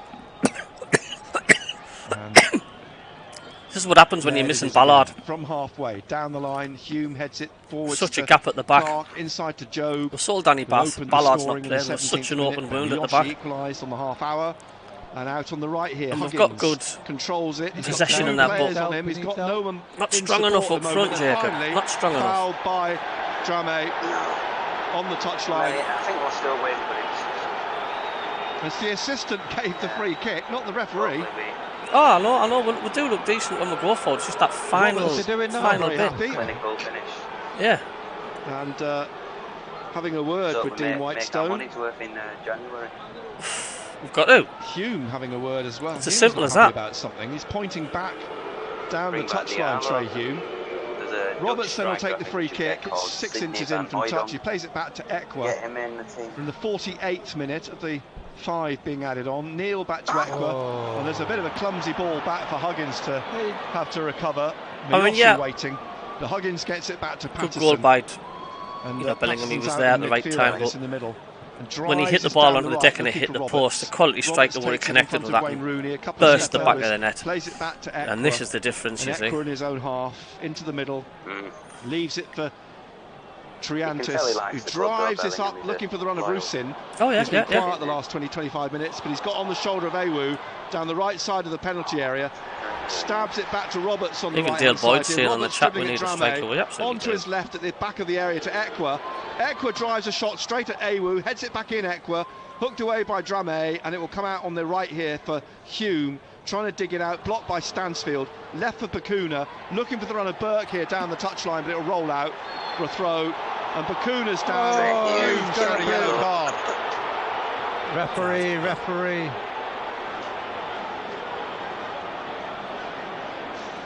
So Bakuna, who should have been booked, I don't know where he is. The game is now left on the floor by Hume, who's shown the gents, I think. Card. He'll have to try and wave and see. Bakuna helped to his feet. All of a sudden we'll see Lola running onto the pitch. There's making a representation, shall I say, to the fourth official. Bear as well, yeah. Birmingham will have a free kick just inside their half on the left-hand side. I have to say, Bakuna's leading a bit of a charmed life, isn't he? I think he's living a good life. He hasn't picked up. Well, that's what I mean. He's having a wonderful time. Oh my God! They got a point against Ipswich, Birmingham, but really. Bakuna with the free kick, drives it high up towards the edge of the just the firepower up front, man. Down by Job. It's so ifs and buts and nigger. By Hume, but and just Hume not away with there. the ball here now, and he's looking for the run of Rusin. He's played behind him, but Laird's managed to get his head in front of Rusin. Well. Tried to slip the other side of Ethan Laird, who stuck with him. Bakuna now booed as he swung the ball across to Miyoshi on the right touchline, hooks it over Hume's head, and Miyoshi trying to get away from Hume. Hume blocks it. Throw, but will not have time for taking it. It's half time. Teams going level at the break. 1-1, could be 3-3. Not without incident the first 45 minutes. Not without drama, but Sunderland could have been out of sight after 20-25 minutes. Half time. 1-1. Yep, half time 1-1. Frustrating, very, very frustrating. And like you said, lacking that firepower up front. Obviously late on then. Job off the left-hand post as well, and the ball came back off into Ruddy's hands. Stansfield had a shot blocked on the line by Huggins. Miyoshi equalised in the 30th minute, and there was a period where Sunderland were looking quite naive at the back, and Birmingham were looking to exploit Sunderland's inexperience as the referee is the last off here with his officials and get a half-time snap. And Dean Whitestone back in a bit. No bother, mate, no bother. When Bakuna fouled Roberts for a second time, clashing into his right knee. Didn't get a yellow card. Roberts smashed the ball into the advertising hoarding and was booked. Bit of everything. You got to say that, you know, I would say the first 20-25 minutes, Sunderland dominated the game. Yes, darling. Yes, pet.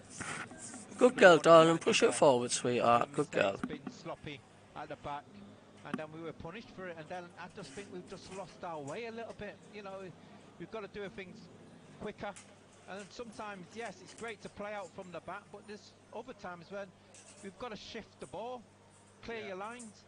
We said, I think, I said earlier in the press lounge to a couple of people, there's goals in this game, I think, undoubtedly. And there have been two, it's 1-1, but as we said, it could easily have been 6 goals in the first half, I mean, without question. Yeah, it could have been 3-3, as you said. You look at Birmingham, and they've had so I would say 2 or 3 balls which have been played across that 6-yard box, which only needed somebody on the end of it just to tap it into an empty goal. Well, the second half to come, hopefully it's exciting as the first half here at the Stadium of Light this Saturday lunchtime. We'll have the 45 minutes, the full second half, on BBC Radio Newcastle and safc.com. At the interval, it's Sunderland 1, Birmingham City 1. BBC Children in Need. This year, we're asking you to challenge yourself, but it didn't seem fair putting it all on you lot. So Matt, from our breakfast show... Remember and stay in it, Cabby, today. You what, mate? Remember and stay in it. It is. Absolutely.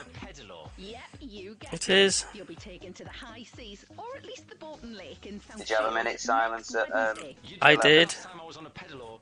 Yeah, I did. Watched it on TV. They were doing something in London. Good luck, Matt. We're at least 30% sure I you'll be know. absolutely fine. To support Matt's efforts, go to bbc.co.uk/Pudsey. Dominic James back in the BBC Radio Newcastle studio. Half time then, Sunderland 1. Well, we'll turn the volume down on the audio commentary when it's half time. No, I don't know what the people are thinking on the chat and stuff, but we're just weak as piss up front. Up front and at the back. We're really missing Ballard, like a hole in the head, and we've sold Bath, two really meaty defenders, and we're just open wound at the back. Yeah. Hopefully we'll improve in the second half. Yep. Can't keep going on like this, really, can we?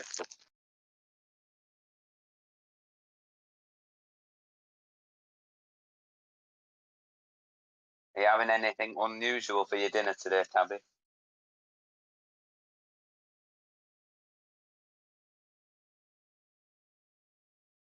I've not had anything yet for me dinner. I thought you were going to have vinegar or something like that for your dinner. Just plain vinegar. Oh, I might have my vinegar sandwiches with crab in the middle of it. Like, they're quite nice. Oh, dear me. I'll not be. It now? Are you going to have it now? No, I'll have it at full time. Or are you going to have a liver and onion pizza or something like that? I had that last night. You're not making it up. This is real pizza, isn't it? What you've had? No, it's lovely, mate. Lovely. Somebody said on the chat, the British Crumpet are trying to force playing out from the back, need to stop it before it leads to another mistake and a Birmingham goal. That's what it is. We're just clarting about at the back, and we haven't got the players to do that. We haven't got the experience to do that. I mean, there's three at the back as Birmingham come forward here, right? Showing you the replay on Sky. I mean, Triantis, he sort of slid and just passed the ball back to them. I mean, why he didn't just belt that ball out for a corner, I don't know. It was a good finish by Birmingham, man. You can't argue that was a quality finish. You were saying that a Birmingham player told the ref to F off and no it happened, did it? Well, yeah, I mean... Let's basically look at this way. Remember the time when Dan Neil got sent off? Yeah? Yeah. I could clearly read it. Clearly what he said. Didn't get a yellow card, and yet Patrick Roberts gets a yellow card for kicking the ball against the stanchions, advertising hoarding boards, when he was clearly fouled, and the Birmingham player didn't get a yellow card for that. But it's happening right across the board of football. I mean, you look at the Premier League. Look how much your VAR screw in Premier League as well. It's a mess, man. The game's a mess. Well, look at the Newcastle goal against Arsenal. That shouldn't have gone through. Should have been disallowed. He pushed the Arsenal player. I know. And yet ref gave it. Ref gave the goal. They need extra training. That's what they need. Some need extra training. Someone's just said about Danny Bath, who was so finished, has not had a single start for a club in a relegation battle. I don't care what anybody says, he was class for us. So do we make changes? He's not done all. Yeah, I know. He was happy here, you see.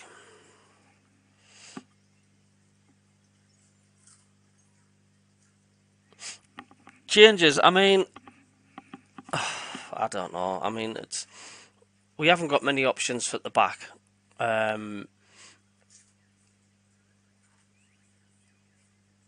don't know who I would take off. I mean, Russian's been dangerous. Joe Bellingham's having a decent game, but the score doesn't lie. It's 1-1, and Bellingham, would you take Bellingham off? I mean, you should have buried that goal to make it 2-0 when he scuffed that shot and it hit the post. Would you take Bellingham off, or would you take Russian off?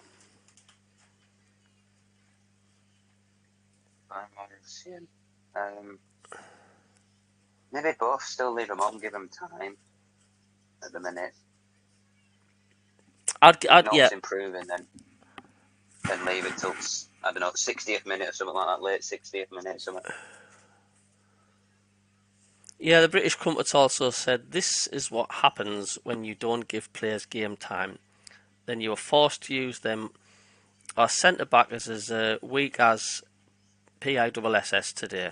They are. It's like I say, without Ballard there, you haven't got that leader at the back that keeps the back organised. Tell them when they're out of place. There's just such a gaping hole at the back. We're all over the place. They don't look confident when Birmingham come at us in the box. The panicking, it's like trying to get rid of the hot potato. When Ballard's there, it's calm. Even when Luke O'Nine's there and Ballard, it's calm, and we deal with it a hell of a lot better. We'll sort it out. Take Roberts off. Take Roberts off, and maybe Pritchard or Daft, because you don't want to risk him getting sent off. Yeah, that would be a good shout for Roberts' mind, because he did get sort of injured. Hold on, I'm just getting a phone call. Hold on. No problem.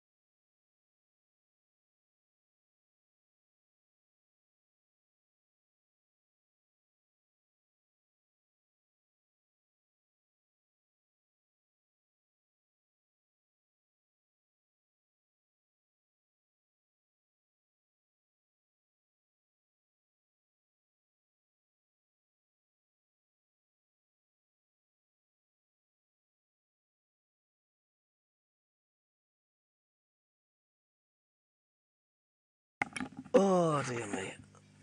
I mean, we keep on saying this every week, would you be happy with a point?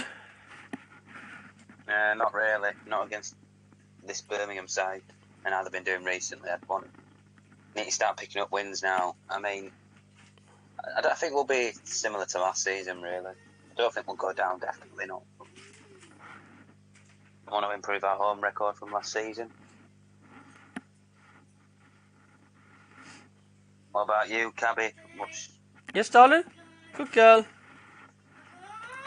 Yeah, wait there then, pet.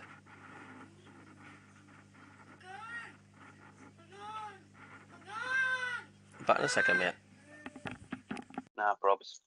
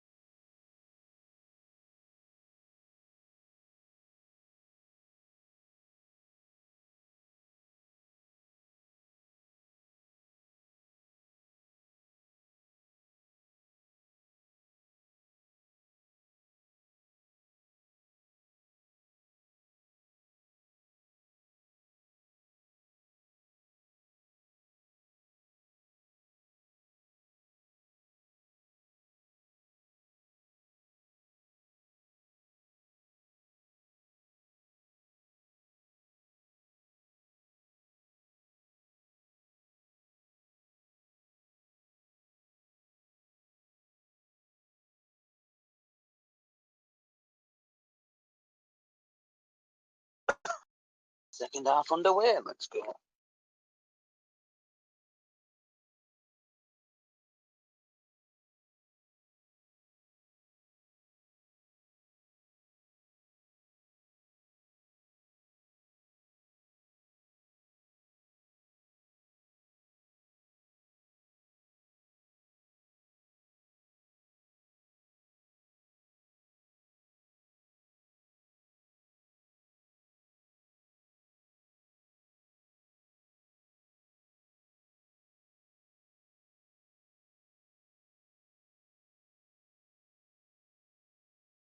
Referee.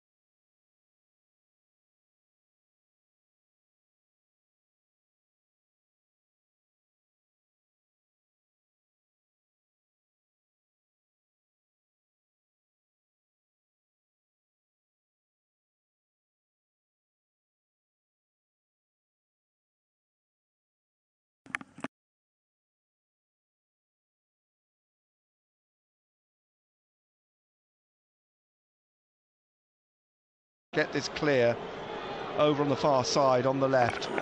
Be back in a second, guys. I'm just sorting my daughter out. Up so to Stansfield down the left. Back in 2 ticks. Sunderland penalty area, being forced out wide by Sealt, and then Bakuna behind him gets it, cuts inside, trying to get round Ekwa, who's tackled him, and Roberts is going to come away with the ball here, and eventually out for a throw to Birmingham on their left, inside their half. Sunderland 1, Birmingham City 1. Into the 5th minute of the second half.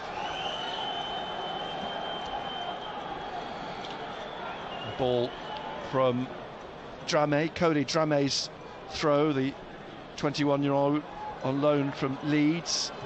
Spent a spell on loan at Luton last season, Dramé. That's where we first came across him. And the ball out for a throw to Sunderland on the left. Just taken by Neal, back to Hume.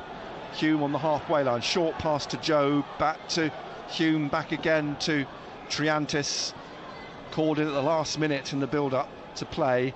Cross to Sealt, and on his shoulder was Burke. He gets it back to Patterson, all in yellow. He sweeps his left foot through it, up over the halfway line, looking for Joe. Gets his head on it, over Sanderson to Rusin. Rusin got it back, but straight to Jordan James. And there's Laird. Playing it inside to Dramé, through the middle into the centre circle. Back to Awu, who gets it across to Laird here on the right-hand side. And Laird looks up, drives it straight at Hume, who stabs it away from Miyoshi to Rusin on the left in front of Tony Mowbray. Back to Hume, inside to Jobe, turns away from Stansfield, and Jobe plays it back to Sealt. Now Huggins, wide, Roberts dribbling at Dramé. Huggins has made a run forwards. Roberts trying to get the ball through, but it's going to run back through here for Bakuna, who comes away with it, gets past Huggins, still going, and he's still going despite a challenge from Ekwa, and finally trying to play the ball up to Burke. It's cut out by Triantis to Jobe. Jobe away on the left-hand side here, rolls it out to Clark on the left of the penalty area. Clark has a burst to the goal line. It went over the line. Over. Flags up. Yeah, it's overrun. And it's a goal kick.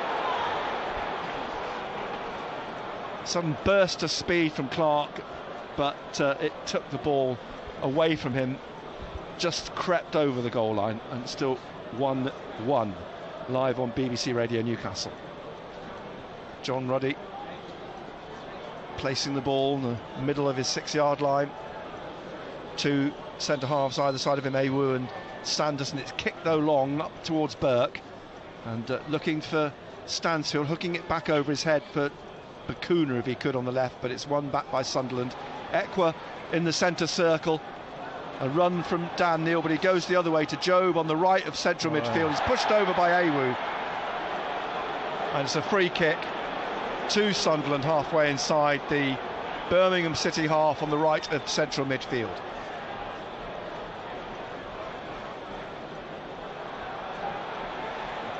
Quickly taken then. Sealt to Triantis, down the left to Clark, back to Hume.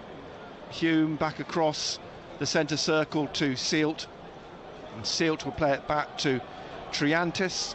Tried to play it through, but cut out by Miyoshi, but he lost it himself to Ekwa. And Ekwa now looks up, man on, shouts to the crowd. It was Burke. He's swept the ball down the right wing to the corner. Catch and it's going to bounce away from Huggins behind for a goal kick. So you just feel there's something strange is going to happen in this game. It's not no pattern to it yet, is there? You just think that it's going to be a mistake, a pass, a stray pass. There could be a sending off here. You just got that feeling. John Ruddy then the ball back between the two centre halves for another Birmingham City goal kick after the international break. Birmingham home to Sheffield Wednesday. Kick from Ruddy down the left, looking for Burke, headed away. Oliver Burke on loan from there to Bremen. He spent a spell on loan at Millwall last season, and now picked up by Jobe again, trying to find Clark, but it came off the ankle of Jordan James. He tried to thread it through. Awu trying to come out with it. In the end, it's Sunjic who smashes it down the field, and a chase back for Sealt to play it back to Patterson at the edge of his 6-yard box, and Burke goes to close him down. Patterson kicks clear up to halfway on the left, headed back inside by Laird to Dan Neil, and Neil lays it off to Ekwa. Ekwa to Sealt in the 54th minute, out wide to Roberts. 1-1 here at the Stadium of Light. Back to Sealt. Dan Neil in the centre circle, Burke in front of him, rolls it to Sealt. Sealt plays it back to Triantis. Triantis to his left to Hume. Hume forwards to Clark, into Ekwa. Ekwa's Jordan James goes to close him down to Dan Neil. Neil now on the right of midfield, finds Huggins. Huggins out wide to Roberts. Roberts now, Huggins on the overlap. Roberts comes on his left, plays it back behind him to Neil. Into Ekwa. Ekwa trying to flick it through, but blocked by James. Comes out to Sunjic. And Ekwa's trying to get it back off the Croatian, but he's come away wide on the left, and a block by Dan Neil for the throw to Birmingham City. Ivan Sunjic, 27 years old now, but he earned a cap for Croatia in the summer against Mexico. Been at Birmingham for 4 years. Throw from Dramé down towards Burke, but Triantis got in front of him, clears it out for another throw to Birmingham Cody Dramé waiting for the ball to be thrown back to him. And the loanee from Leeds takes the throw, looking for Sunjic, heads it on straight to Ekwa, who hooks it back down the right, looking for Rusin, but Awu, who's on loan from Cremonese, plays it back to Ruddy, out to Dion Sanderson. Sanderson comes wide, turns in front of Job, and plays it back to John Ruddy. Awu back to the goalkeeper, Rusin giving chase, Ruddy clears up to halfway, Hume's got his eye on it, but Laird beats him in the air, drops for Stansfield, behind him Miyoshi, and Stansfield making a run down the right of the penalty area here, closed down by Hume, passes it behind him to Laird, squares the ball into the box but cleared by Sealt, and comes out to James, who's got it in front of Job, cutting back inside, poking it through, trying to find Stansfield. Hume gets it away. Clark on halfway, running at Sanderson. He's got Rusin through the middle. Neil's coming as well. He rolls it through here to Roberts. Roberts now rolling it into Rusin in the penalty area.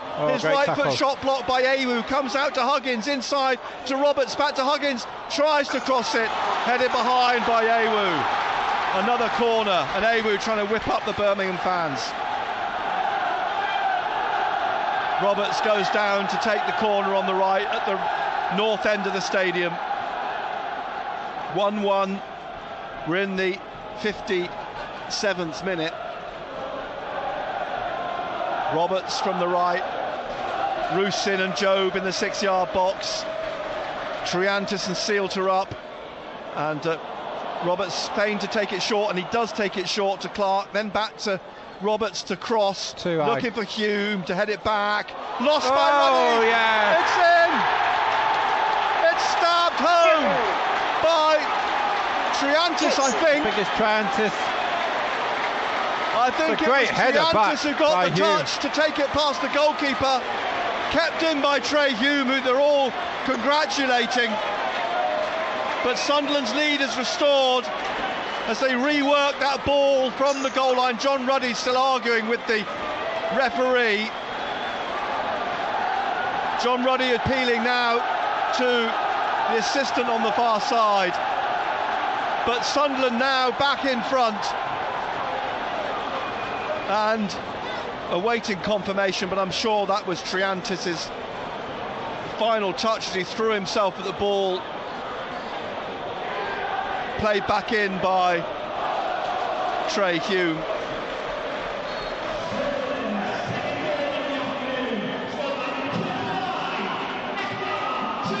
Yeah, Nectar Triantis confirmed.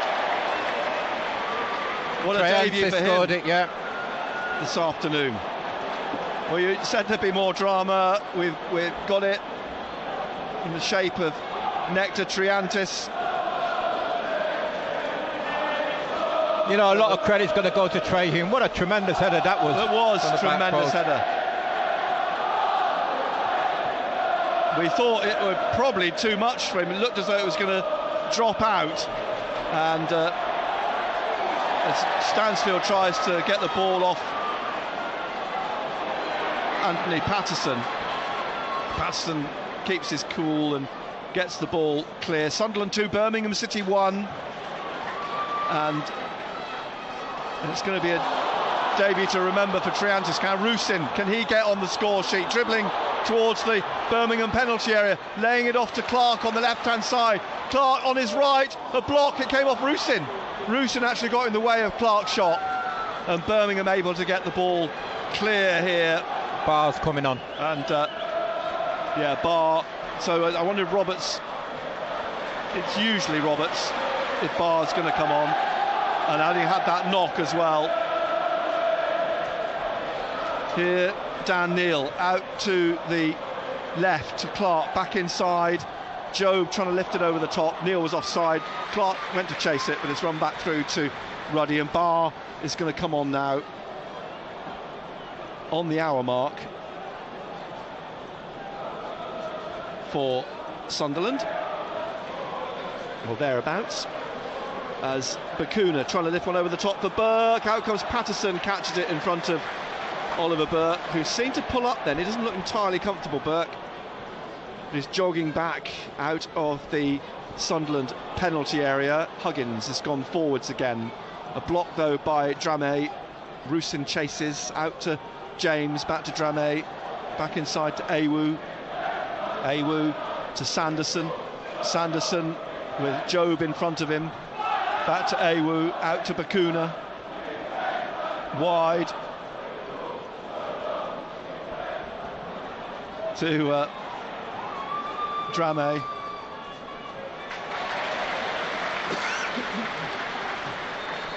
And substitution being made, and it's actually Rusin who's coming off. He's run his heart out this afternoon. Rusin's done well. He has. You can see he's getting better and better. Yeah. He's getting more confident. He's getting to understand the way Sunderland want to play. He's put a shift in. Yes.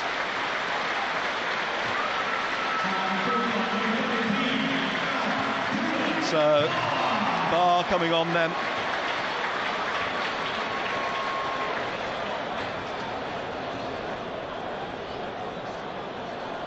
So 2-1 Sunderland lead. Barr comes on. I'm interested to know. Bellingham's going up top, isn't he? Joe will go up front. I wonder if Mayenda will get an opportunity towards the end of the game. This afternoon he's on the bench. Elisa Mayenda. Here's Ekwa. Get in. I've just seen the score. I've just come down. Halfway line, 3 against 3.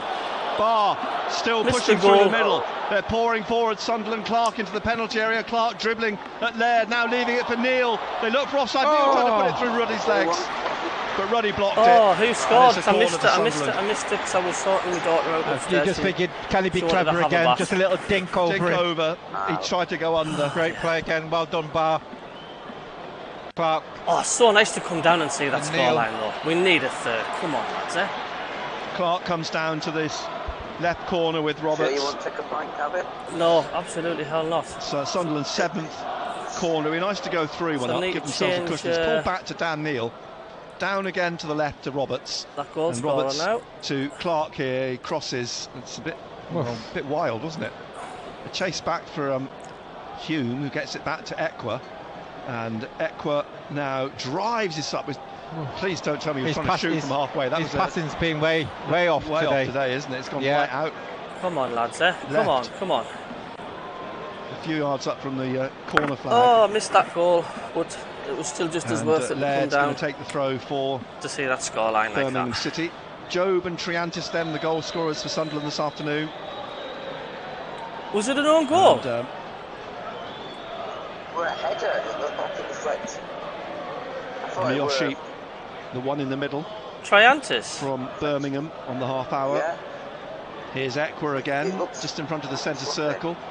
Back to. I'm not Sealed, bothered as long as the ball crosses the line and it's in the net. Barr. I'm not bothered. Yeah. On the right, and Barr now. We nearly lost it from his own twist, but Ekwa's got it back to Sealed. Yeah, I think they're giving it as a Sanderson own goal, aren't they? Whoa. Are they? We'll have to wait and see. It was on the line, wasn't it? I mean, it's being. We're told that text and reports giving it as Sanderson's own goal. We'll have to wait and see. Triantis will surely claim it, obviously. We haven't got the benefit of a replay either here.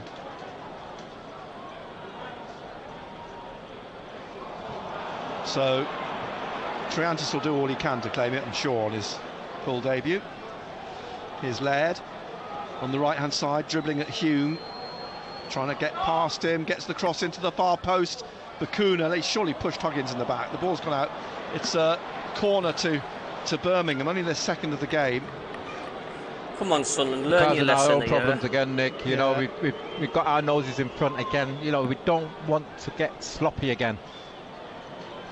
Second corner comes at the Roker end on the left for Birmingham. You need to get short to Miyoshi from Bakuna. In comes a cross, headed away by Hume. Out into Drame, who's dragged it down for Bakuna. And Bakuna, Barr is in front of him. Bakuna Neil's giving the ball away dribbling too much, at Barr, has he? and then showing too much of it to Joe, but it comes off. Bakuna drops for Dan Neil, one back by Dion Sanderson now for Birmingham City. We just need to be rock at the back.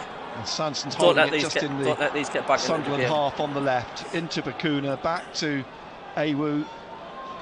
And then across to Birmingham are going to start Sanderson play again acne. wide They're going to to start Dramé, going on the ground. who They're going to hooks start it back getting to injured John a lot. Ruddy, who's out in the middle of the They're going to start Birmingham pretending City injuries to half. slow the Rolls it game to down. Awood. That's what teams do when He's they looking to stadium, lift it like over the if they're top behind, for Burke. especially. Headed away by Triantis, onto the head of Clark. Because their number comes down 19, to James, went down like a sack He's of rubbish. Lost it, and there was no back wrong with with it. Stansfield and Clark, and it's Laird who's going to win the ball from that, and then James is caught by Clark.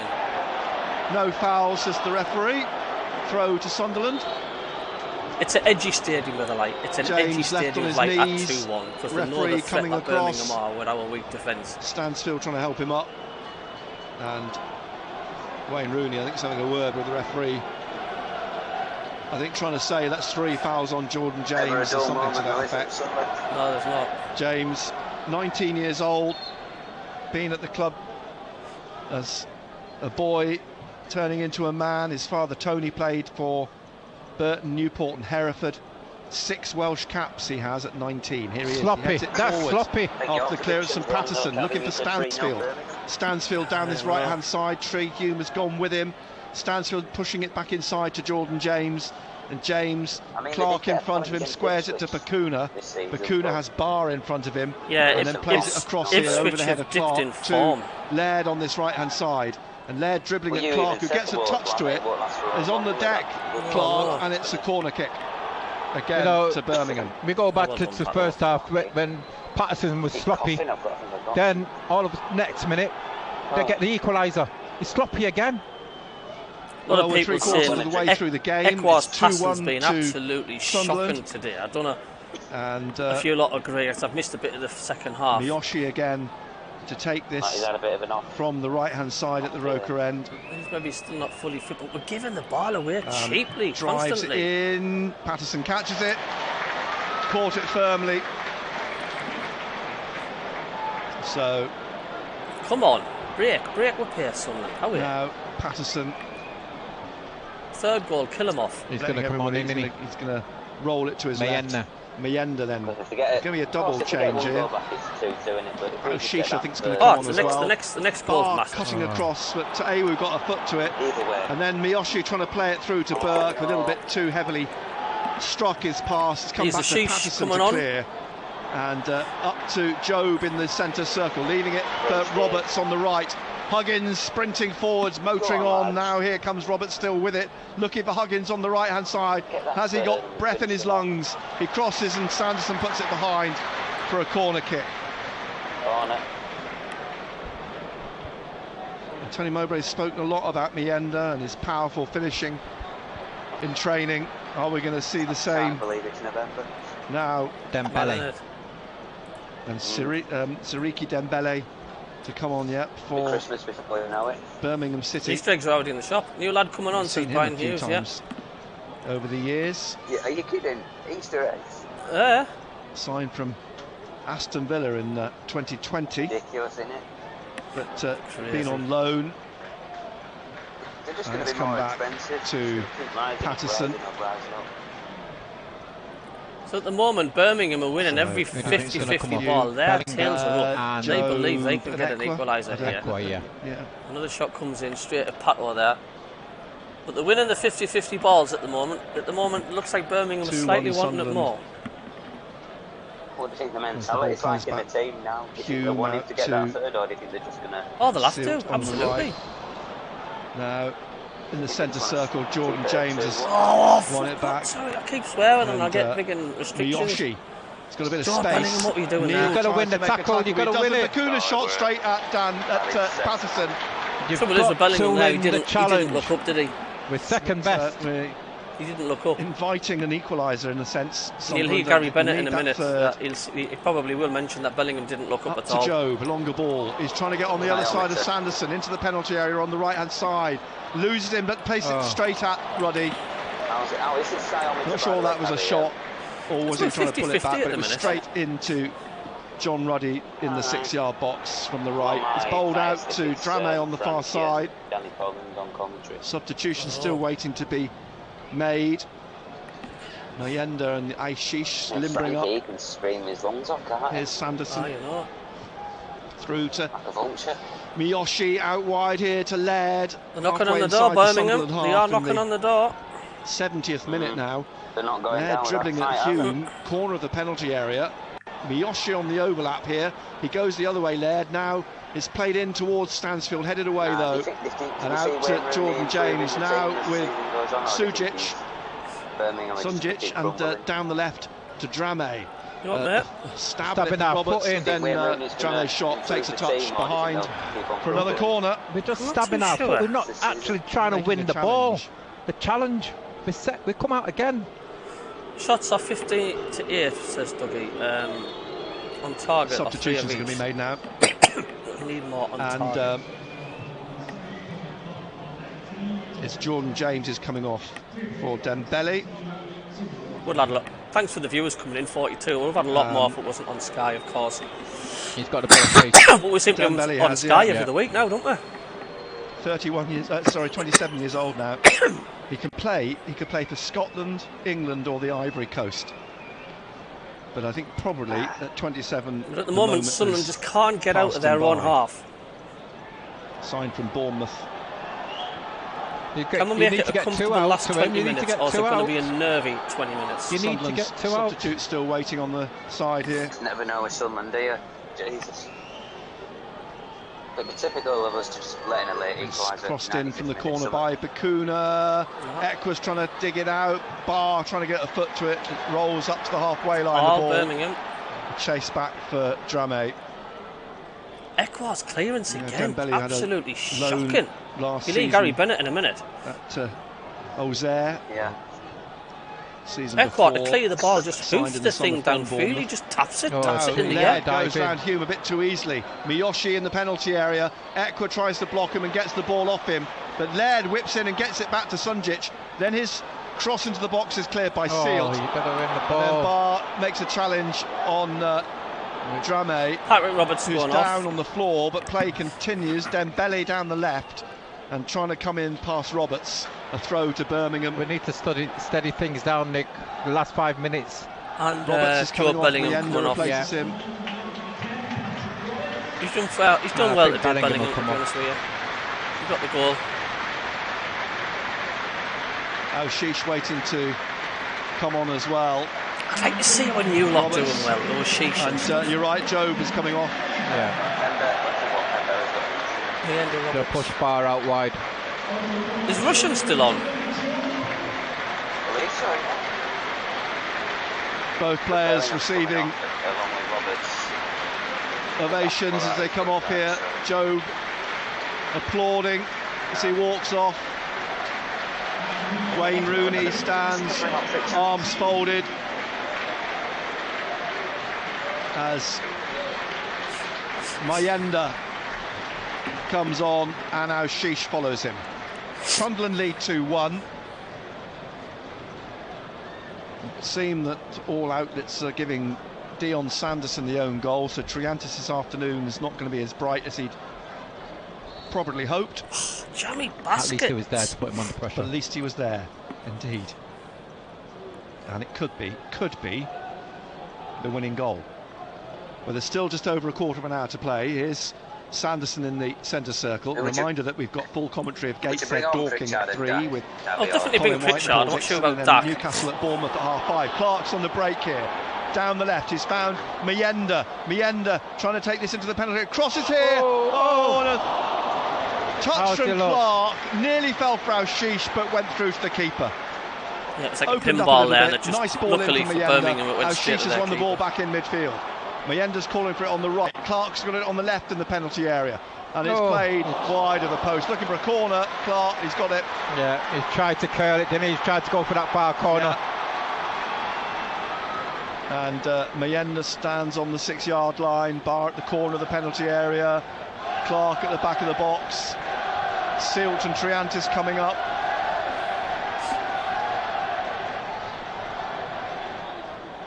So from the right-hand side then, this corner driven in by Aushish, comes out towards Clark, but Miyoshi got a foot to it and takes it away, and a chase back for Dan Neil, and he gets the ball back to... Get in! Get in! Oh, sheesh! Oh, sheesh! Towards O'Sheesh, headed away by Awu. What a move by Clark down the left-hand side. Sorry for spoiling it, guys, but I can't hold it. I can't hold it. Get in. In the 75th minute, Dan Neil on a break here. Dan Neil rolling it out to Clark on the left-hand side. Clark left of the penalty. Clark was just immense there. Clark was immense. He swings a foot at it. Sunjic doesn't get it. His usual. Trying to get it through here. Yeah! Lovely by Clark. Sheesh makes it 3-1. 3 yards out. Sunderland now have a 2-goal cushion, and now Sheesh scores his first goal for Sunderland. Excellent. And again, well done, Jack Clark. Yeah. Persistence. That's what I said. Well done, Jack Clark. Kept at it, got there, great balling, and the Sheesh was there to tap it home. That's the goal we needed. Little cushion. Absolutely. Left with an open goal, effectively. O'Sheesh. Sunderland lead 3-1 going into the final quarter of an hour of the game. We promise goals. Double substitution, Nick. Djokovic is going to come on, and Hogan. He used to play for Scott Hogan's going to come on as well. What a substitution two there, strikers who will come off. Djokovic, who has had a long and varied career, hasn't he? Yeah, Stansfield will come on, won't he? Isuso and Burke. Well, they've said number 38. I think he means number 28. They've got the wrong number up on the board. It's a bit of confusion. I think they should have. He's having to readdress the notes that he's got here. The fourth official, James Bell. But it's Stansfield who's come off. Rooney, what's the score? And if you're happy for the scoreline, click the thumbs up, guys, and click the subscribe button if you're new. Hogan. Scott Hogan. Doesn't cost a penny. Doesn't cost a penny or a pound. So throwing everything at it forwards wise now. Wayne Rooney. Fresh legs up front. Come on, kill these off. Didn't sit back. They're 2 goals behind Birmingham. Sunderland 3, Birmingham City 1. We're in the 78th minute. Absolutely, yeah. And who says there's not more to come from Sunderland? We'd like to see a little bit more of Meyenda in this last quarter of an hour or so that we're going to get. I think with time that will be added on as well. Ball cleared by Huggins. Up towards Meyenda on the halfway line. Sanson got the better of him then, and thing is, when Clark's on form in the centre circle for Birmingham, I would try to bring this out and drive it down the right wing for Miyoshi. The defence in the Championship can't touch him when he's on form, away from him. He's so quick with his feet. Just keeps in and plays it behind. Left, right, and he just leaves them for dead, and he creates that extra yard to get that cross in. Quality player. 12 minutes left of the 90. Fast as out. Sunderland leading 3-1. Give him an inch in that box. Sanderson own and goal. It's deadly. And O'Sheesh, the scorers. Better Cabby had not enough. You woke me up on the wife and the dog up. Well, I hope they're enjoying themselves. Taps it to Patterson. Patterson kicks up towards Meyenda, but Laird gets in front of him, gets it to Miyoshi. He's tackled. And Hume looking for Clark. Nice ball from Hume to Clark on the left. He didn't quite control it. Laird gets back. Clark cuts inside. Trying to find Meyenda, but just a tad too far in front of him. Hello. And it comes back through to Ruddy. Out to Sanderson. Bringing this out and looking for the run of Dramé. Cut out by Barr, who slips but recovers and finds O'Sheesh on the right-hand side here. And O'Sheesh stops, pauses, looks around him, plays it back to Huggins behind him on the right-hand side. 3-1, yes, it's comfortable. And Peck was caught on the ball by Dembele. Into the middle here to Hogan. And there's Djokovic, but Hogan shoots just wide of the left post. I don't know if he's in or not. 25 yards. Just go upstairs and have a look. Sloppy. Have a good Christmas, Will. Huggins. And so, goal kick to Sunderland. Just need to be sensible, they just need to see this out. Leading 3-1. Patterson's kick. Oh, straight out. Tell you what, his kicking is being atrocious. It's not been good today, is it? That's putting it nicely. Throw from Birmingham. Flicked on, looking for Sunjic, who's saying he's got knocked in the face, but it's hooked away by Triantis up to the halfway line. Sanderson gets in front of Mienda. Dembele gets a touch to Bakuna. Forwards here on the right. Djukovic out to Laird. Laird now in the right. Hume in front of him gets a foot to it. Laird chases it back out to the facial hairs there. Tries to slip in past Hume, who blocks him. That's a throw to Birmingham down the right in the 81st minute. So Gateshead Dorking at 3 and Bournemouth Newcastle at 5:30, all to come on BBC Radio Newcastle. Total Sport on Monday from 6 to chew it all over.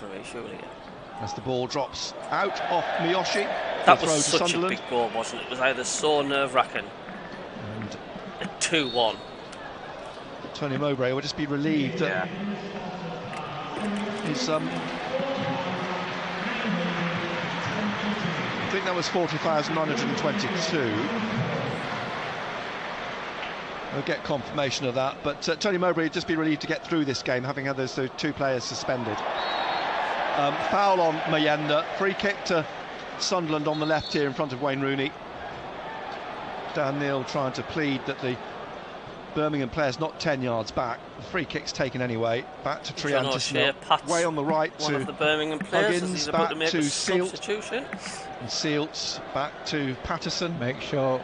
Closed down by I wonder if Hogan, deep down kicks inside down the left, looking for Clark, flicks it on, heads it on, but Sanson heads it away from Mayenda to Laird, who's pushed in the back by Clark.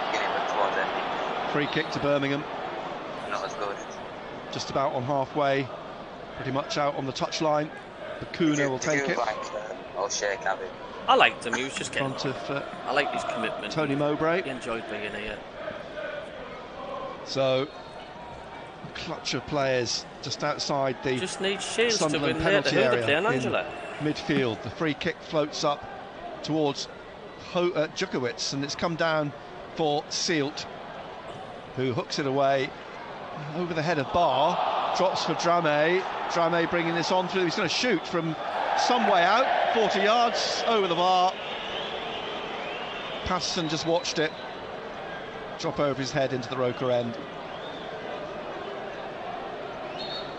The goal scored for Birmingham. Miyoshi goes off. Good little player, that. So, Gary Gardner. Miyoshi's coming off. Yeah, it will be. Is it Gary Gardner? Yeah. His brother Craig. And Marcel Oakley.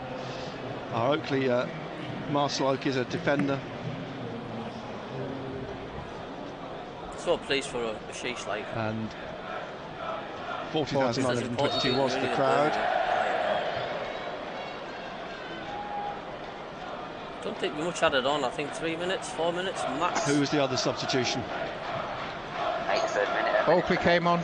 Oakley came on. And Gardner. And Gardner came on, that's right. So now Sanderson having to defend, and eventually Awu gets the ball away.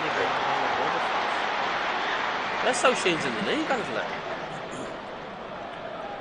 So Craig Gardner is the director of football at Birmingham City, but we were having a little chat at half-time. You don't think for much longer. It looks like they may be looking to change his position as well in the revolution that's going on at Birmingham City. Mayenda's free kick. Yeah. Edge of the what I've seen of him, I like him. Yeah, strong. Yeah, puts himself about.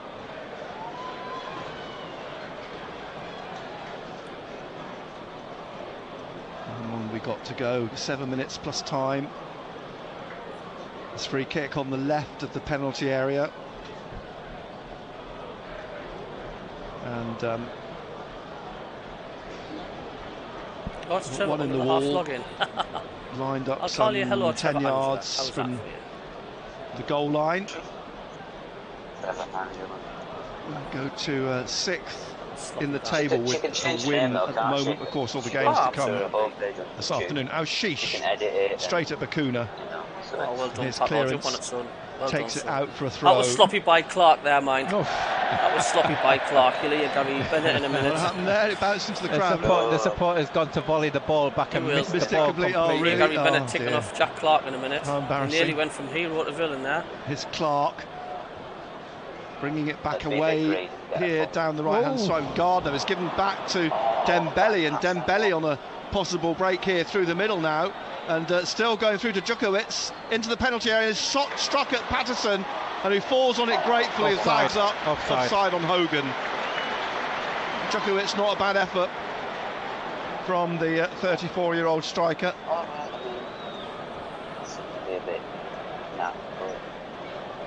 And Patterson grateful to have the ball back in his hands.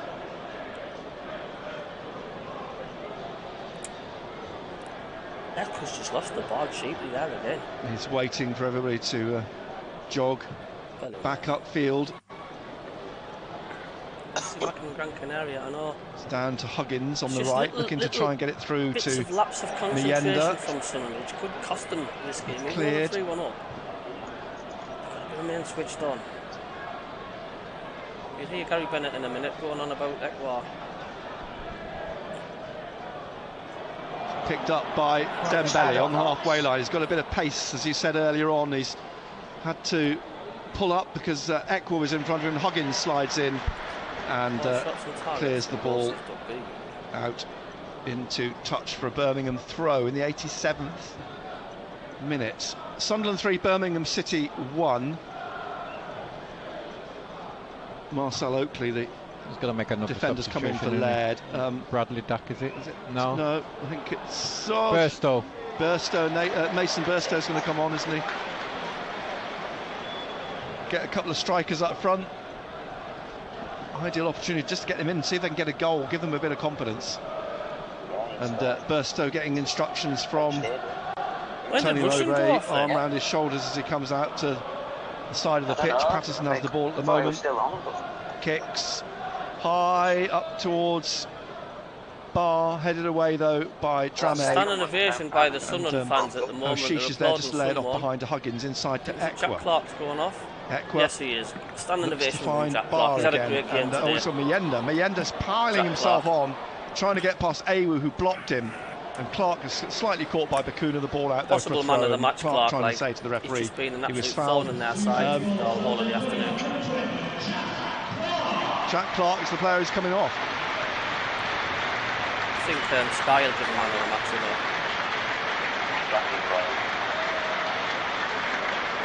88th minute. Clark applauds.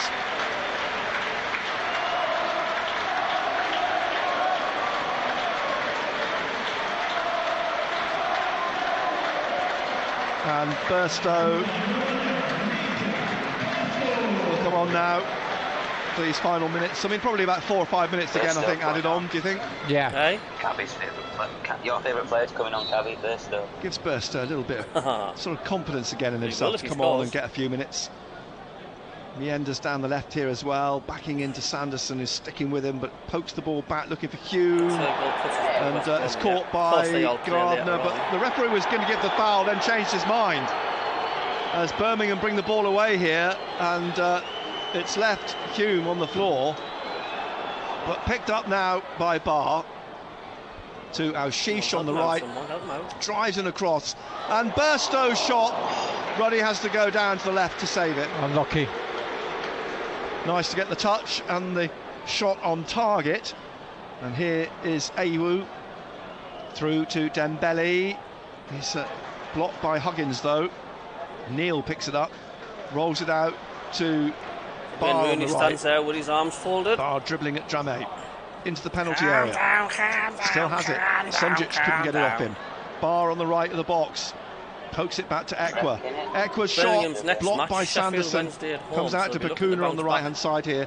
And we're in the last minute of the 90. Back to Oakley. Up to the halfway line. And a foot through it through from Triantis for a throw to Birmingham between Tony Mowbray and Wayne Rooney. Wayne Rooney just stands fidgeting in a way with his arms folded. It's just showing Wayne Rooney now. game without a win, beckoning him as Mayenda's well. just struck the goalkeeper with a cracking shot. Auchiche gets it inside to Mayenda. Mayenda's still going. Mayenda's still going into the penalty area on his left. Oh, crashes off John Ruddy, who didn't know much about it. You see the ball mark on the side of his his Sunderland, but a terrific effort from Mayenda. He got some power behind that one, didn't he? He did. Ruddy was all over this, didn't know much about it. Wolves won, Spurs won, and that's in the 90th minute as well. And how much time are we going to get added on here? We'll get 6 minutes added on.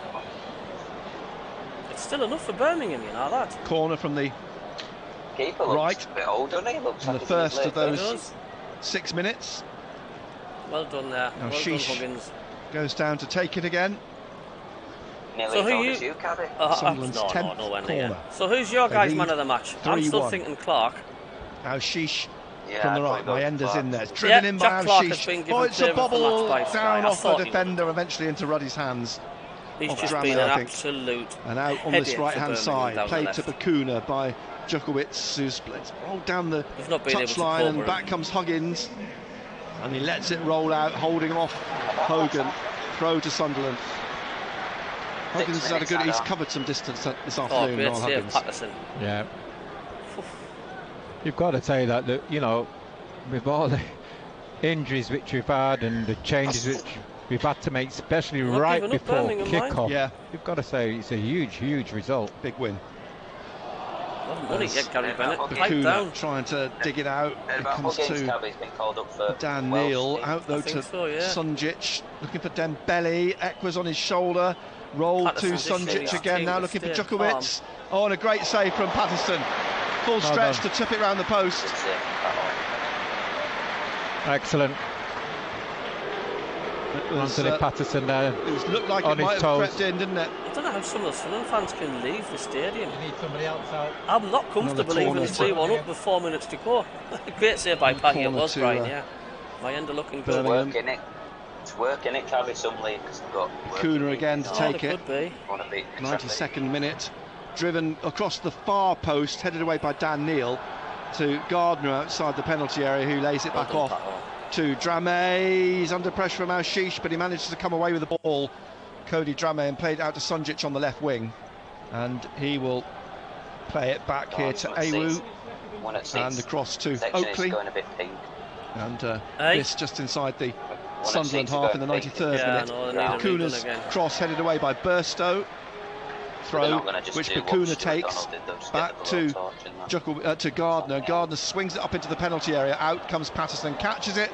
He's come out of the area, so has to hook it away with his right foot. Up to Burstow, who heads it down to Mayenda, or Barr. And now Barr trying to press on. In fact, it was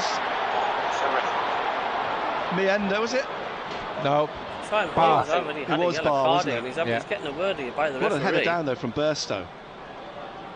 And now Ekwa trying to get away down the left. Feet flying in everywhere. And Dembele's tried to strangle Trey Hume. They've gone chest to chest on the touchline here. And the referee comes across. Hume was booked. Hume's been booked earlier in the game, and he's pulled the two players out here. Dembele had his hands around Hume's neck, and Hume reacted to that, and they went chest to chest. He's had a word with a pair of them, and no further action. Common sense finally from the referee in the final minutes of the game. 94th minute. Even if they're already on a yellow, it just depends on the tackle. And the throw from Hume down the line, headed away by Oakley. Burstow wins it back on the left, keeps it in. Got Mayenda inside of him. Burstow still going. Mayenda's made a run. Burstow still dribbling through. It's poked away though by Sanderson. It's come up. Well, Hogan wins it, but then won by Auchiche, and Neil gets a foot on it.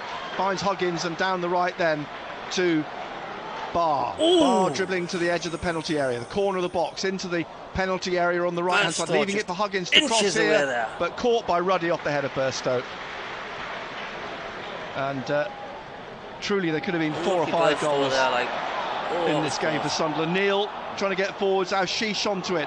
Auchiche now opens up a little bit for him. Sanderson tries to get it off him, runs to Barr. Barr now trying to hold off Sanderson, turning, still got it. Barr trying to thread it through to Burstow here. Burstow on his right. Oh! ball curled round the post.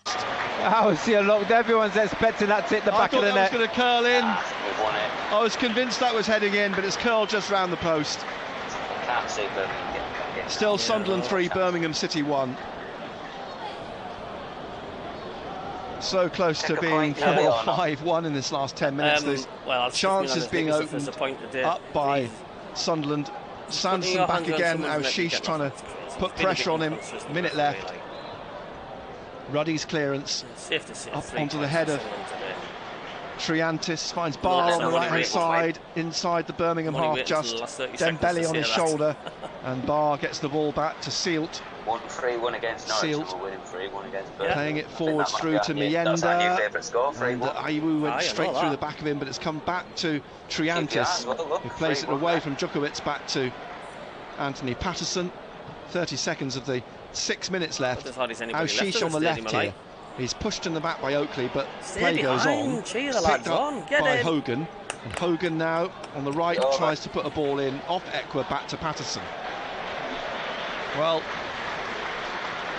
into the final 15 seconds of the 6 minutes. He blew on the stroke of the 5 minutes added on at the end of the first half, Dean Whitestone. I suspect they might do similarly here when Patterson kicks this ball out for Sunderland. Indeed, he does blow. Victory for Sunderland. Wayne Rooney shakes Tony Mowbray's hand. It's finished 3-1, could have been 5-1. Plenty of chances, and Sunderland, well, with all the problems they faced, Tony Mowbray will be a very, very happy man. They've come through it. Very happy man. You know, he was asked the question last night, would we win? I said, with Tony Mowbray, they'll find a way of winning, and that's what they've done. You know, you look at the injuries and the blows and the upsets, and right up to the kick-off, you know, we have had to change things around, but you've got to say, yes, at times we looked a little bit shaky. It was, you know, it's a big ask for the two centre-backs, Silt and Triantis, to play in their debuts and stuff. But I think, yes, the game could have ended up, what, 5-4, 5-3? It could have done, couldn't it? It could have done so easily. But we deserve to win. We deserve to win. You can't take anything away from the players. You know, we played some good football at times, and it was good to, you know, get a look at the likes of Triantis, Sleet in there, and Miyenda. And Burstow coming on as well, you know, confidence. Good to come on, get a couple of shots away as he did. A little bit unlucky not to get on the score sheet. Miyenda will feel the same as well. One save that John Ruddy didn't really know much about from Elisa Miyenda. So promising from that perspective as well this afternoon. All the players milling about on the pitch, thanking the fans here today. 40,922 the attendance.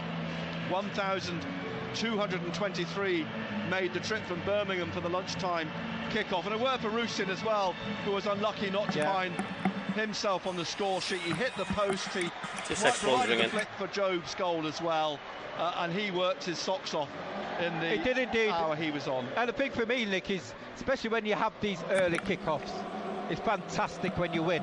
Aye. You know, you can sit back now and see how the results. Good crowd, go, that 40,000, you know, considering I think there's a lot of people being on night shift as well the night before. I think there's a lot of positives got to come out of this game as well.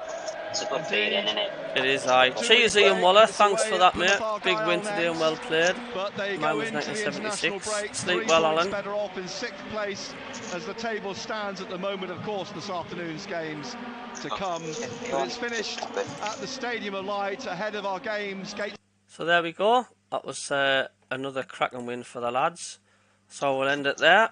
Thank you very much, and we will catch you the next match. I'll be doing a review very soon, and of course the alternative commentary will be coming because we've got